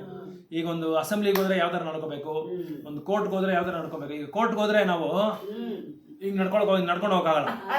ಬಗ್ಗಿ ನಮಸ್ಕಾರ ಹಾಕಿ ಇವ್ರಿಗೆ ಜಡ್ಜಿಗೆ ಅವ್ರು ನಮಸ್ಕಾರ ಹಾಕಿ ಓಡೇ ಹೋಗ್ಬೇಕು, ಎಂತವನಾದ್ರೇನು ಸರಿ. ಆ ಒಂದು ಸ್ಥಾನದಲ್ಲಿ ಅವರೇ ದೊಡ್ಡವರು. ಆ ತರ ಕೆಲವು ನಿಯಮಗಳೆಲ್ಲ ಇದೆ. ಈಗ ನಾವು ಇದು ನೋ ಎಂಟ್ರಿ ನಮ್ ನೋಡಿದ್ದು ನೇತಾಜಿ ರೋಡ್, ಇಲ್ಲಿ 2 ಕಡೆನೂ ಬರಕ್ಕಾಗಲ್ಲ. ಒಂದ್ ಕಡೆ ಹೋಗ್ಬಿಟ್ಟು ಆ ಕಡೆ ಸುತ್ಕೊಂಡು ಹೋಗ್ಬೇಕು. 2 ಕಡೆನೂ ಬಂದು ಏನ್ ಮಾಡ್ತಾನೆ, ಪೊಲೀಸ್ ಅವನು ಸ್ಟಾಪ್ ಮಾಡ್ಬಿಟ್ಟು ಅವ್ನಿಗೆ ಫೈನ್ ಹಾಕ್ತಾನೆ. ಯಾಕಂದ್ರೆ ಎಲ್ಲಾ ಕಡೆ ಕೆಲವು ನಿಯಮಗಳಿದೆ. ಅದೇ ತರ ಈ ಪ್ರಕೃತಿನಲ್ಲಿ ಕೂಡ ನಿಯಮಗಳಿದೆ. ಆ ನಿಯಮಗಳನ್ನ ನಾವು ಯಾವಾಗಾದ್ರೂ ಇದು ಆಚರಣೆ ಮಾಡದೇ ಇದ್ರೆ ಭಗವಂತ ಏನ್ ಮಾಡ್ತಾನೆ, ಇಲ್ಲಿ ಒಬ್ಬರನ್ನ ಜೈಲರ್ನ ಇದು ಮಾಡಿದ್ದಾರೆ, ನೇಮಕ ಮಾಡಿದ್ದಾರೆ. ಅವರೇ ದುರ್ಗಾದೇವಿ ಏನ್ ಮಾಡ್ತಾರೆ, ನಮ್ಗೆ ಪನಿಷ್ಮೆಂಟ್ ಕೊಡ್ತಾ ಇರ್ತಾರೆ. ಆ ಪ್ರಕೃತಿಗೆ ನಾವು ವಿರುದ್ಧವಾಗಿ ಯಾವಾಗ ನಡ್ಕೊಂತೀರೋ ಅದಕ್ಕೆ ನಮ್ಮ ಕಾಯಿಲೆಗಳು ಜಾಸ್ತಿ ಆಗ್ತಾ ಇರೋದು. ಪ್ರಕೃತಿದ ಕೊಟ್ಟಿರೋ ಪ್ರತಿಯೊಂದು ಕೊಡುಗುಗಳನ್ನ ನಾವು ಉಪಯೋಗಿಸ್ತಾ ಇಲ್ಲ ಸರಿಯಾಗಿ. ಅದಕ್ಕೆ ನಮಗೆ ಸಿಕ್ಕಾಪಟ್ಟೆ ಕಾಯಿಲೆಗಳು ನಡೀತಾ ಇರೋದು. ಯಾಕಂದ್ರೆ ಇಮ್ಯುನಿಟಿ ಪವರ್ ಕಡಿಮೆ ಆಗ್ತಾ ಬರುತ್ತೆ. ನಾವೇನ್ ಮಾಡ್ತೀರಿ, ಎಲ್ಲ ಇದು ರಾಸಾಯನಿಕ ಪದಾರ್ಥಗಳನ್ನ ನಾವು ತಗೊಳ್ತಾ ಇದ್ದೀವಿ. ಅದಕ್ಕೆ ನಾವು ತುಂಬಾ ಆಸಕ್ತರಾಗ್ಬಿಟ್ಟಿದ್ದೀವಿ, ಅಟ್ಯಾಚ್ಮೆಂಟ್ ಆಗ್ಬಿಟ್ಟಿದ್ದೀವಿ. ಸೊ ಇಲ್ಲಿ ಕೆಲವು ನಿಯಮಗಳೆಲ್ಲ ಇದೆ. ಹೇಗೆ ಸರ್ಕಾರ ಕೆಲವು ನಿಯಮಗಳನ್ನ ಇಟ್ಕೊಂಡಿದ್ದಾರೋ ಪ್ರಜೆಗಳನ್ನ ಪಾಲನೆ ಮಾಡೋದಕ್ಕೆ, ಆ ಥರ ಈ ಒಂದು ಭಗವಂತನು ಕೆಲವು ನಿಯಮಗಳನ್ನ ಇಟ್ಕೊಂಡಿದ್ದಾರೆ. ಆ ನಿಯಮಗಳಿಗೆ ತಕ್ಕಂತೆ ನಾವು ಅದನ್ನ ಆಚರಣೆ ಮಾಡ್ಕೊಂಡು ಬರಬೇಕು. ಅದೇ ಇಲ್ಲಿ ಹೇಳ್ತಾ ಇದ್ದಾರೆ. ಇದು ಅದಕ್ಕೆ ಏನ್ ಹೇಳ್ತಾರೆ ಅಂದ್ರೆ ವೇದಿಕ್ ಇಂಜಂಕ್ಷನ್ಸ್ ಅಂದ್ರೆ ಆಜ್ಞೆ. ಏನ್ ಹೇಳಿದ್ರು ಅದಕ್ಕೆ ಇಂಜಂಕ್ಷನ್ಸ್ಗೆ? ಶಾಸ್ತ್ರದ ಆಜ್ಞೆ ಆರ್ಡರ್ಸ್ ಅಂತ ಅಲ್ಲ. ಅಲ್ಲಿ ಏನು ವರ್ಡ್ ಏನ್ ಬರ್ತಿದ್ರೆ 31 ಶ್ಲೋಕದಲ್ಲಿ 31 ಭಾವಾರ್ಥ ಓದಿ ಫಸ್ಟ್ ಲೈನ್. ದೇವೋತ್ತಮ ಪರಮಪುರುಷನಾದ ಕೃಷ್ಣನ ಆಜ್ಞೆ ಕರೆಕ್ಟ್. ಆಜ್ಞೆ ಎಲ್ಲಾ ವೇದಗಳ ಜ್ಞಾನದ ತಿರುಳು. ಅಂದ್ರೆ ಏನರ್ಥ? ಅವನು ವೇದಗಳಲ್ಲಿ ಏನ್ ಕೊಟ್ಟಿದ್ದಾನೋ, ಏನು ಒಂದು ಅರ್ಥ ಕೊಟ್ಟಿದ್ದಾನೋ ಅದೇ ನಮ್ಗೆ ನಿಯಮಗಳು, ಅದೇ ಆಜ್ಞೆ. ಆ ಆಜ್ಞೆಗೆ ತಕ್ಕಂತೆ ಮುಖ್ಯವಾದ ಆಜ್ಞೆ ಅಂದ್ರೆ ಅವ್ನು ಏನು ಆರ್ಡರ್ ಕೊಟ್ಟಿದ್ದಾನೋ ಅದಕ್ಕೆ ತಕ್ಕಂತೆ ನಾವು ಫಾಲೋ ಮಾಡ್ಕೊಂಡು ಹೋಗ್ಬೇಕು. So as the Vedas are eternal, so this truth of Krishna consciousness is also eternal. Eternal ಅಂದ್ರೆ ಏನದು? ಶಾಶ್ವತವಾದದ್ದು. ಸನಾತನವಾದದ್ದು. ಸೊ ಕೃಷ್ಣ ಏನೇ ನಿಯಮಗಳು ಹೇಳಿದಾನೋ ಅದು ನಿಜವಾದ ಶಾಶ್ವತವಾದದ್ದು. ಅದು ಏನೋ ಇವತ್ತು ಒಂದು ರೂಲ್ ಹಾಕ್ಬಿಟ್ಟು ನಾಳೆ ಒಂದು ರೂಲ್ನ ಚೇಂಜ್ ಮಾಡೋ ಅವಶ್ಯಕತೆ ಆ ಥರ ಮಾಡೋಕ್ಕಾಗಲ್ಲ. ಅದನ್ನು ಯಾವಾಗಲೂ ಅವರು ನಿಯಮ ಮಾಡಿರೋದನ್ನ ಆ ನಿಯಮಗಳು ಹಂಗೆ ಇವತ್ತು ಇರುತ್ತೆ, ಯಾವತ್ತೂ ಇರುತ್ತೆ. ಈಗ ಮೊನ್ನೆ ಏನಾಯ್ತಂದ್ರೆ ಚೇಂಜ್ ಮಾಡಿದ್ದಾರೆ. ಈಗ ಇಂಡಿಯನ್ ಪಿನಲ್ ಕೋಡು, ಇಂಡಿಯನ್ ಇದಂತ 3 ಬುಕ್ಸ್ ಚೇಂಜ್ ಮಾಡಿದ್ದಾರೆ ಈಗ ಕಾನ್ಸ್ಟಿಟ್ಯೂಷನಲ್ಲಿ, ಇಂಡಿಯನಲ್ಲಿ. ಮೋದಿ ಅಲ್ಲಿ ಚೇಂಜ್ ಮಾಡಿದ್ದಾರೆ. ಅದಕ್ಕೆ ಹೆಸರುಗಳು ಚೇಂಜ್ ಮಾಡಿ ಕೆಲವೆಲ್ಲ ರೂಲ್ಸ್ಗಳು ಚೇಂಜ್ ಮಾಡಿದ್ದಾರೆ. ಆ ಥರ ಶಾಸ್ತ್ರದಲ್ಲಿ ಮಾಡೋಕ್ಕಾಗಲ್ಲ. ಶಾಸ್ತ್ರದಲ್ಲಿ ಭಗವಂತ ಏನು ಹೇಳಿದಾನೋ ಅದಕ್ಕೆ ತಕ್ಕಂತೆ ನಾವು ನಡ್ಕೊಂಡು ಹೋಗ್ಬೇಕು. ಅದಕ್ಕೆ ನಾವು ವಿರುದ್ಧವಾಗಿ ನಾವು ನಡ್ಕೊಳಕ್ಕೆ ಹೋಗೋಕ್ಕಾಗಲ್ಲ. ಅದು ಶಾಶ್ವತವಾದದ್ದು, ಯಾವಾಗಲೂ ಶಾಶ್ವತವಾದದ್ದು. ಅದೇ ಇಲ್ಲಿ ಹೇಳ್ತಾ ಇದ್ದಾರೆ. So this truth of Krishna consciousness is also eternal. One should have firm faith in this injections without envying the Lord. So ಇಲ್ಲಿ ಏನು ಹೇಳ್ತಾ ಇದ್ದಾರೆ ಅಂದರೆ ಕೆಲವು ನಿಯಮಗಳೆಲ್ಲ ಇದೆ. ಇವಾಗ ಏನು ನಿಯಮಗಳಿದೆ? ಮಾಂಸ ಭಕ್ಷಣೆ ಮಾಡಬಾರ್ದು, ಪ್ರಾಣಿಗಳನ್ನ ನಾವು ಹಿಂಸೆ ಮಾಡಬಾರ್ದು, ನಾವು ಅಹಿಂಸೆ ಪದ್ಧತಿಯನ್ನು ನಾವು ಆಚರಣೆ ಮಾಡಬೇಕು. ಆಮೇಲೆ ಮಧುಪಾನಿಗಳನ್ನ ನಾವು ತಗೋಬಾರ್ದು, ಅದನ್ನು ಸ್ವೀಕಾರ ಮಾಡಬಾರ್ದು. ಆಮೇಲೆ ವ್ಯಭಿಚಾರ ಮಾಡಬಾರ್ದು, ಆಮೇಲೆ ಜೂದಾಟ ಆಡಬಾರ್ದು. ಇದೆಲ್ಲ ನಿಯಮಗಳು ಭಗವಂತ ನೇಮಿಸಿದ್ದಾನೆ. ಇದನ್ನು ಬಿಟ್ಟು ನಾವು ಅವನೇನು ಹೇಳೋದು, ನನಗೆ ನನ್ನ ಇಷ್ಟ ನಾನು ಮಾಡ್ಕೊತೀನಿ, ನನ್ನ ದುಡ್ಡು ನಾನು ಸಂಪಾದಿಸ್ತೀನಿ, ನಾನು ಕಷ್ಟಪಡ್ತೀನಿ, ಅವನೇನು ಹೇಳೋದು ನನ್ನ ಇಷ್ಟ ನಾನೇನಾದ್ರು ಮಾಡ್ಕೊತೀನಿ. ಆ ಥರ ಭಗವಂತನ ಮೇಲೆ ನೀನು ಅಸೂಯೆ ಪಡಬಾರ್ದು. ಅಸೂಯೆ ಪಡ್ದಿರ ನೀನು ಭಗವಂತ ಏನು ಆಜ್ಞೆ ಕೊಟ್ಟಿದ್ದಾನೋ ಆಜ್ಞೆಗಳ ಪ್ರಕಾರ ನೀನು ಜೀವನ ಮಾಡಬೇಕು ಅಂತ ಹೇಳ್ತಾ ಇದ್ದಾರೆ. There are many philosophers who write comments on the Bhagavad Gita, but I have no faith in Krishna. They will never be liberated from the bondage of fruitive action. ಅದಕ್ಕೆ ಇಲ್ಲಿ ಹೇಳ್ತಾ ಇದ್ದಾರೆ. ನೀವು 6ನೇ ಅಧ್ಯಾಯದಲ್ಲಿ 41ನೇ ಶ್ಲೋಕದಲ್ಲಿ ಕೃಷ್ಣ ಹೇಳ್ತಾ ಇದ್ದಾನೆ, ಏನು ಯೋಗಿನಾಂ ಅಪಿ ಸರ್ವೇಶ ಮದ್ಗತ ಅಂತರಾತ್ಮನ ಶ್ರದ್ಧಾವನ್ ಭಜತೆ ಯೋಮಂ ಅಂತ ಹೇಳ್ತಾ ಇದ್ದಾರೆ. ಯೋಗಿಗಳಲ್ಲಿ ಉತ್ತಮವಾದ ಯೋಗಿ ಯಾರಂದರೆ ನನ್ನ ಮೇಲೆ ಯಾರಿಗೆ ನಂಬಿಕೆ ಇದೆಯೋ ಅವನೇ ಉತ್ತಮವಾದ ಯೋಗಿ. ಇಲ್ಲಿ ಕೆಲವರು ಏನು ಮಾಡ್ತಾರೆ, ಭಗವದ್ಗೀತಾ ಓದ್ತಾರೆ, ಭಗವದ್ಗೀತಾ ಅರ್ಥ ಮಾಡ್ಕೊತಾರೆ, ಆದರೆ ಅದನ್ನು ಫಾಲೋ ಮಾಡಲ್ಲ. ಕೃಷ್ಣನ ಮೇಲೆ ನಂಬಿಕೆ ಇರಲ್ಲ, ಕೃಷ್ಣ ದೈವೋತ್ತಮ ಪರಮಪುರುಷ ಅಂತ ನಂಬಿಕೆನೇ ಇರಲ್ಲ. ಅಂಥವ್ರಿಗೆ ಯಾವತ್ತೂ ಮುಕ್ತಿನೇ ಸಿಗಲ್ಲ ಅಂತ ಹೇಳ್ತಾ ಇದ್ದಾರೆ Prabhupada. So they will never be liberated. But an ordinary man with firm faith. ಸಾಧಾರಣವಾದ ಒಂದು ವ್ಯಕ್ತಿ ಬರ್ತಾನೆ ಅನ್ಕೊಳ್ಳಿ, ದೇವಸ್ಥಾನಕ್ಕೆ ಬರ್ತಾನೆ, ಅವನು ಯಾರೋ ಒಬ್ರು ಗುರುಗಳು ಇರ್ತಾರೆ, ಅವ್ರು ಹೇಳಿದೆಲ್ಲ ಆಚರಣೆ ಮಾಡ್ಕೊಂಡು ಹೋಗ್ತಾನೆ ಇರ್ತಾನೆ. ಅವಂಥವ್ರಿಗೆ ಮುಕ್ತಿ ಸಿಗುತ್ತೆ. ಯಾಕಂದ್ರೆ ಅಲ್ಲಿ ನಂಬ್ತಾ ಇದ್ದಾನೆ, ಅವನ ನಂಬಿಕೆ ಇದೆ. ಇಲ್ಲಿ ಏನೋ ಒಂದು ಒಳ್ಳೆ ಕಾರ್ಯ ನಡೀತಾ ಇದೆ, ಒಂದು ಸನಾತನವಾದ ಒಂದು ಕಾರ್ಯಗಳನ್ನ ಇವರು ನಡೆಸ್ತಾ ಇದ್ದಾರೆ, ಒಂದು ಮಾನವ ಜೀವನಕ್ಕೆ ಏನು ಲಕ್ಷ್ಯ ಅಂತ ಹೇಳ್ಕೊಡ್ತಾ ಇದ್ದಾರೆ, ಅದರದ್ದು ಗುರಿ ಏನು ಗಮ್ಯ ಅಂತ ಇವ್ರು ಹೇಳ್ಕೊಡ್ತಾ ಇದ್ದಾರೆ. ಅದಕ್ಕೆ ಯಾವುದೋ ಒಂದು ಇಲ್ಲಿ ಒಳ್ಳೇದಾಗುತ್ತೆ ನನಗೆ ಅಂತ ಅವ್ರಿಗೆ ನಂಬಿಕೆ ಬಂದ್ಬಿಡುತ್ತೆ, ಅಂಥವ್ರಿಗೆ ಮುಕ್ತಿ ಸಿಗುತ್ತೆ. ಆದರೆ ಭಗವದ್ಗೀತಾ ಓದಿ ಅರ್ಥ ಮಾಡಿಕೊಂಡು ಕೃಷ್ಣನ ಮೇಲೆ ಅಸೂಯೆ ಪಡೋರಿಗೆ, ಕೃಷ್ಣನ ಮೇಲೆ ನಂಬಿಕೆ ಇದೆಯವ್ರಿಗೆ ಮುಕ್ತಿನೇ ಸಿಗಲ್ಲ ಅಂತ ಹೇಳ್ತಾರೆ. ಈ ಒಂದು unable to execute such orders becomes liberated from the bondage of the law of karma. ಅವ್ನು ಕರ್ಮಗಳು ಮಾಡಿದ್ರೆ ಕೂಡ ಕರ್ಮ ತೆಗೆದಾಕ್ಬಿಡ್ತಾರಂತೆ ಭಗವಂತ. ಯಾಕಂದ್ರೆ ಭಗವದ್ಗೀತೆನಲ್ಲಿ ನಿಮ್ಗೆ ಹೇಳಿದ್ದೀನಿ ಮೊದಲು, ಇದು 1ನೇ ಕ್ಲಾಸ್ 2ನೇ ಕ್ಲಾಸಲ್ಲಿ ಹೇಳಿದ್ದೀನಿ. ಭಗವದ್ಗೀತಾ ಬಂದು ಯಾವುದನ್ನ ಬೇಸ್ ಮಾಡಿ ಬರೆದಿದ್ದಾರೆ ಅಂದರೆ ಅದಕ್ಕೆ ಅಸ್ಥಿವಾದ ಏನು ಅಂದರೆ 5 ಪಾಯಿಂಟ್ಸು. ಆತ್ಮ, ಪರಮಾತ್ಮ, ಪ್ರಕೃತಿ, ಕಾಲ, ಕರ್ಮ. ಈ 5 ಪಾಯಿಂಟ್ಸು, ಈ 5 ಘಟಾಂಶಗಳನ್ನ ಇಟ್ಕೊಂಡು ಭಗವದ್ಗೀತೆ ಬರೆದಿರೋದು. ಇದರಲ್ಲಿ ಆತ್ಮನ ಚೇಂಜ್ ಮಾಡೋಕ್ಕಾಗಲ್ಲ, ಬದಲಾವಣೆ ಮಾಡೋಕ್ಕಾಗಲ್ಲ. ಪರಮಾತ್ಮನ ಬದಲಾವಣೆ ಮಾಡೋಕ್ಕಾಗಲ್ಲ. ಟೈಮ್ ಚೇಂಜ್ ಮಾಡೋಕ್ಕಾಗತ್ತಾ? ಆಗಲ್ಲ. ಪ್ರಕೃತಿನ ಚೇಂಜ್ ಮಾಡೋಕ್ಕಾಗತ್ತಾ? ಮಾಡೋಕ್ಕಾಗಲ್ಲ. ಆದರೆ ಕರ್ಮನ ಮಾತ್ರ ಚೇಂಜ್ ಮಾಡ್ಬೋದು. ಕರ್ಮನ ಹೇಗೆ ಚೇಂಜ್ ಮಾಡ್ಬೋದು? ಭಗವಂತನ ಮೇಲೆ ನಮ್ಗೆ ಅಪಾರವಾದ ನಂಬಿಕೆ ಇಟ್ಕೊಂಡು ಭಗವದ್ಗೀತಾ ಓದಿ ಭಗವಂತನ ನಾಮಸ್ಮರಣೆ ಯಾವಾಗ ನಾವು ಮಾಡೋದು ಶುರು ಮಾಡ್ತೀರೋ ಅವಾಗ ನಮ್ಮ ಕರ್ಮ ಚೇಂಜ್ ಆಗ್ಬಿಡುತ್ತೆ. ಇವಾಗ ನೋಡಿ ನಮಗೆ ಗೊತ್ತಾಗುತ್ತೆ. ಹಿಂದೆ ನಾವು ಒಂದು 10 ವರ್ಷ ಇವತ್ತಿಗೆ ಹಿಂದಿನ ವರ್ಷಗಳಿಗೆ ನಾವು ಸ್ವಲ್ಪ ಕಂಪೇರ್ ಮಾಡ್ಕೊಂಡು ನೋಡಿದ್ರೆ ನಮಗೆ ಕೆಲವೆಲ್ಲ ಅರ್ಥ ಮಾಡ್ಕೊಳಕ್ಕೆ ಒಂದು ಭಗವಂತ ಒಂದು ಅವಕಾಶ ಕೊಡ್ತಾ ಇದ್ದಾನೆ, ಜ್ಞಾನ ಕೊಡ್ತಾ ಇದ್ದಾನೆ. ಯಾಕಂದರೆ ಗೀತನಲ್ಲಿ ಆ ಥರ ಉಪದೇಶ ಕೊಡ್ತಾ ಇದ್ದಾರೆ. ಈ ಥರ ನೀನು ಮಾಡಬಾರ್ದು, ಈ ಥರ ಮಾಡಬೇಕು, ಎಷ್ಟೋ ಉಪದೇಶಗಳನ್ನ ಕೊಡ್ತಾ ಇದ್ದಾರೆ ಗೀತಾ. ಅದರಿಂದ ನಮಗೆ ಭಗವದ್ಗೀತಾ ಹೋದ್ಮೇಲೆ ನಮಗೆ ಒಂದು ಜ್ಞಾನೋದಯನೂ ಆಗ್ತಾ ಇದೆ. ಸ್ವಲ್ಪ ಜ್ಞಾನೋದಯ ಆಗ್ತಾ ಇದೆ. ಭಾಗವತಮಲ್ಲಿ ಕೆಲವು ಕೊಡ್ತಾ ಇದ್ದಾರೆ. ನಾವು ತಿಳ್ಕೊಂಡ್ರಲ್ಲ, ಸತ್ವಗುಣದಲ್ಲಿ ಯಾರಿರ್ತಾರೆ, ರಜೋಗುಣದಲ್ಲಿ ಯಾರಿರ್ತಾರೆ, ತಮೋ ಗುಣದಲ್ಲಿ ಯಾರಿರ್ತಾರೆ, ಸ್ವಾಂಸಿ ಅಂದರೆ ಏನು, ವಿಭಿನ್ನಾಂಶ ಅಂದರೆ ಏನು, ನಾವು ಯಾಕೆ ಕಷ್ಟಪಡ್ತಾ ಇದ್ದೀರಿ, ಇದೆಲ್ಲ ನಾವು ತಿಳ್ಕೊಂಡು ಬರ್ತಾನೇ ಇದ್ದೀವಿ. ಸೊ ಇದನ್ನ ಅದೇ ಕೃಷ್ಣ ಹೇಳ್ತಾರೆ ಈ ಥರ, in the beginning of Krishna conscious one may not fully discharge the injection of the Lord, but because one is not resentful of this principle and works sincerely without consideration or defeat and hopelessness, he will surely be promoted to the state of pure Krishna consciousness. So ಭಗವದ್ಗೀತಾನ ಪ್ರತಿನಿತ್ಯ ಭಗವದ್ಗೀತಾನ ಓದಿ ಭಗವಂತನ ನಾಮ ಹೇಳ್ಕೊಂಡು ಭಕ್ತರ ಜೊತೆ ಸಾಂಗತ್ಯ ಮಾಡಿಕೊಂಡು ಅವನು ಸಿನ್ಸಿಯರ್ ಆಗಿ ತೀವ್ರವಾಗಿ ಶ್ರದ್ಧೆಯಾಗಿ ಅದನ್ನು ಆಚರಣೆ ಮಾಡ್ಕೊಂಡು ಅರ್ಥ ಮಾಡ್ಕೊಬೇಕು. ಮೊದಲು ಅರ್ಥ ಮಾಡಿಕೊಂಡು ಅದನ್ನು ಸ್ವಲ್ಪ ಮಟ್ಟಿಗೆ ನಮ್ಮ ಜೀವನದಲ್ಲಿ ನಾವು ಆಚರಣೆ ಮಾಡ್ಕೊಳ್ಳೋದಕ್ಕೆ ಪ್ರಯತ್ನ ಪಡೋಕೆ ನಾವು ಶುರು ಮಾಡ್ಕೊಂಡ್ಬಿಟ್ರೆ ಮುಂದೆ ಇನ್ನ ಆಗದಿರೋದೆಲ್ಲ ಆಗಕ್ಕೆ ಅವರು ಇದು ಅವಕಾಶ ಕೊಟ್ಬಿಡ್ತಾರೆ ಕೃಷ್ಣ. ಸೊ ಅದೇ ಇಲ್ಲಿ ಹೇಳ್ತಾ ಇದ್ದಾರೆ, ಕೃಷ್ಣನ ಆಜ್ಞೆ, ಇಂಜಂಕ್ಷನ್ಸ್, ವೇದಾಜ್ಞೆಗಳೆಲ್ಲ ನಾವು ಫಾಲೋ ಮಾಡಬೇಕು ಅಂತ ಹೇಳ್ತಾ ಇದ್ದಾರೆ. ಸೊ ವೇದಾಜ್ಞೆಗಳನ್ನ ನಾವು ಫಾಲೋ ಮಾಡಲ್ಲ, ಕೃಷ್ಣನ ಮೇಲೆ ಅಸೂಯೆ ಪಟ್ಟರೆ ನಾವು ಅದೇನಾಗುತ್ತೆ ಅಂದರೆ ಮುಕ್ತಿ ಪಡೆಯೋದಕ್ಕಾಗಲ್ಲ. ನಾವು ಇನ್ನೂ ಇದೇ ಚಕ್ರದಲ್ಲೇ ಇರ್ತೀವಿ. ಒಂದೇ ಒಂದು ಕತೆ ಹೇಳ್ತೀನಿ, ಒಂದು 2 ನಿಮಿಷ ಕತೆ ಅದು. ಒಬ್ಬ ಋಷಿ ಬಂದು ವಿಲೇಜಿಗೆ ಬರ್ತಾನೆ, ಒಂದು ಗ್ರಾಮಕ್ಕೆ ಬರ್ತಾನೆ. ಅಲ್ಲಿ ಒಂದು ಮೌಷಿಕ ಅಂದರೆ ಇಲಿ ಬಂದು ಯಾವಾಗಲೂ ಬೆಕ್ಕು ಅದನ್ನು ಅಟ್ಟಿಸ್ಕೊಂಡು ಬರ್ತಾನೆ ಇರುತ್ತಂತೆ. ಈ ಇಲಿಗೆ ಏನು ಮಾಡೋದು ಅಂತ ಗೊತ್ತಾಗಲಿಲ್ಲಂತೆ. ಸೊ ಆವತ್ತಿನ ದಿನ ಋಷಿ ಬಂದಿರೋ ದಿನ ಇಲಿ ಋಷಿ ಹತ್ರ ಹೋಗುತ್ತಂತೆ. ಆ ಋಷಿ ಹತ್ರ ಬಿಡಿ ಇಲ್ಲಿ ಬಿಟ್ಬಿಡಿ ಮಾತಾಡಿ, ಮಾಮ ಬಿಟ್ಬಿಡ ಮಾತಾಡಿ. ಸೊ ಆ ಋಷಿ ಹತ್ರ ಏನು ಮಾಡ್ತಾನೆ, ಅದು ಇಲಿ ಹೋಗಿ ಕೇಳುತ್ತೆ ಋಷಿ, ಸ್ವಾಮೀಜಿ ನನಗೆ ಯಾವಾಗಲೂ ಇಲಿ ಕಾಟ ಕೊಡ್ತಾ ಇದೆ, ನನ್ನ ಬೆಕ್ಕು ಮಾಡ್ಬಿಡು ಅಂತ ಹೇಳುತ್ತಂತೆ ಋಷಿ. ಸರಿ ಋಷಿ, ಹೌದಾ ನಿಜವಾಗಿ ನೀನು ಬೆಕ್ಕು ಮಾಡ್ಬೇಕಾ ಅಂತ. ಹೌದು ಅಂತ. ಸರಿ, ಅವನೇನು ತಥಾಸ್ತು ಅಂತ ಆಶೀರ್ವಾದ ಕೊಟ್ಟು ಆ ಇಲಿ ಏನಾಯ್ತು, ಬೆಕ್ಕಾಗೋಯ್ತು ಈಗ. ಸೊ ಬೆಕ್ಕು ಅಪ್ಪ ನಾನು ಸ್ವತಂತ್ರವಾಗಿ ಇವಾಗ ನಾನು ಜೀವನ ಮಾಡ್ಬೋದು, ನನಗೆ ಯಾರು ತೊಂದರೆ ಕೊಡಲ್ಲ ಅಂದ್ಕೊಂಡೋದ್ರೆ ನಾಯಿ ಬಂದಂತೆ. ನಾಯಿ ಅಟ್ಟಿಸ್ಕೊಂಡ್ಬಂದಂತೆ. ನಾಯಿ ಅಟ್ಟಿಸ್ಕೊಂಡು ಬೆಕ್ಕನ ಶಾಂತಿ ಇಲ್ದಿರ ಮಾಡ್ಬಿಡ್ತಂತೆ. ಮತ್ತೆ ಹೋಯ್ತಂತೆ ಅದು ಋಷಿ ಹತ್ರ ಹೋಗಿ, ನನ್ನ ಬೆಕ್ಕು ಜನ್ಮ ಕೊಟ್ರಿ ನನಗೆ, ಅದ್ರ ನಾಯಿ ಅಟ್ಟಿಸ್ಕೊಂತ ಇದೆ, ನಾನೇನು ಮಾಡಲಿ, ಅದೇ ನನಗೆ ಸರಿ ಏನು ಮಾಡ್ಬೇಕಪ್ಪ ನಿನ್ಗೆ, ನಾನು ನಾಯಿ ಮಾಡ್ಬಿಡು ಅಂತಂತೆ. ಸರಿ ತಥಾಸ್ತು ಅಂದಂತೆ, ನಾಯಿ ಆಗೋಯ್ತಂತೆ. ಸೊ ನಾಯಿ ಆದ್ಮೇಲೆ ಇದೇನ್ ಮಾಡ್ತು, ಇದು ಕಾಡಲ್ಲಿ ಹೋಗ್ತಾ ಇರುವಾಗ ಹುಳಿ ಅಟ್ಟಿಸ್ಕೊಂಡ್ಬಂದಂತೆ. ಹುಳಿ ಅಟ್ಟಿಸ್ಕೊಂಡ್ಬಂದಾಗ ಮತ್ತೆ ಹೋಯ್ತಂತೆ, ನೀವು ನಾಯಿ ಮಾಡಿದ್ರಿ, ಹುಳಿ ಏನೋ ನಂಗೆ ತೊಂದರೆ ಕೊಡ್ತಾ ಇದೆ, ನಾನು ಹುಳಿ ಮಾಡ್ಬಿಡಿ, ನಾನೇ ಟೈಗರ್, ಅವಾಗ ನಾನು ಯಾರು ಇದು ಮಾಡಲ್ಲ ಅಂತ ಹೇಳಿ. ಅವಾಗ ತಥಾಸ್ತು ಅಂತ ಹೇಳ್ಬಿಟ್ಟು ಋಷಿಮುನಿ ಏನ್ ಮಾಡಿದ್ರು, ಟೈಗರ್ ಮಾಡ್ಬಿಟ್ರು, ಹುಳಿ ಮಾಡ್ಬಿಟ್ರು. ಸೊ ಈ ಇದು ಹುಳಿಗೆ ಏನ್ ಬೇಕು, ಯಾವಾಗ್ಲೂ ಆಹಾರ ಬೇಕು, ಏನಾದ್ರೂ ಒಂದು ಆಹಾರ ಬೇಕು. ಅಲ್ಲಿ ಹುಳಿ ಮಾಡಿದ ತಕ್ಷಣನೇ ಅವ್ರಿಗೆ ಹೊಟ್ಟೆ ಹಸು ಜಾಸ್ತಿ ಆಗೋಯ್ತು. ನೋಡ್ತಾ ಋಷಿ ನೋಡಿದ್ರಂತೆ, ಋಷಿನೇ ತಿನ್ನಕ್ ಬಂದ್ಬಿಡ್ತಾನೆ. ಅದಕ್ಕೆ ಋಷಿ ನೋಡ್ಕೊಂಡು, ನಿನ್ಗೆ ಇಷ್ಟು ಕೊಬ್ಬ, ನಿನ್ಗೆ ಅಹಂಕಾರ, ನಿನ್ಗೆ ಮತ್ತೆ ನೀನು ಇಲಿ ಆಗ್ಬಿಡು ಅಂತೇಳಿ ಶಾಪ ಕೊಟ್ಬಿಡ್ತಾನೆ. ಈಗ ನಮ್ಮ ಮಾನವ ಜೀವನ ಯಾವ ತರ ಇದೆ, ಇದೇ ತರನೇ ಇದೆ. ಈ ಇಲಿ ಜನ್ಮ ತರ ನಮ್ದು ಇದೆ, ನಾವು ಅರ್ಥ ಮಾಡ್ಕೊಬೇಕು.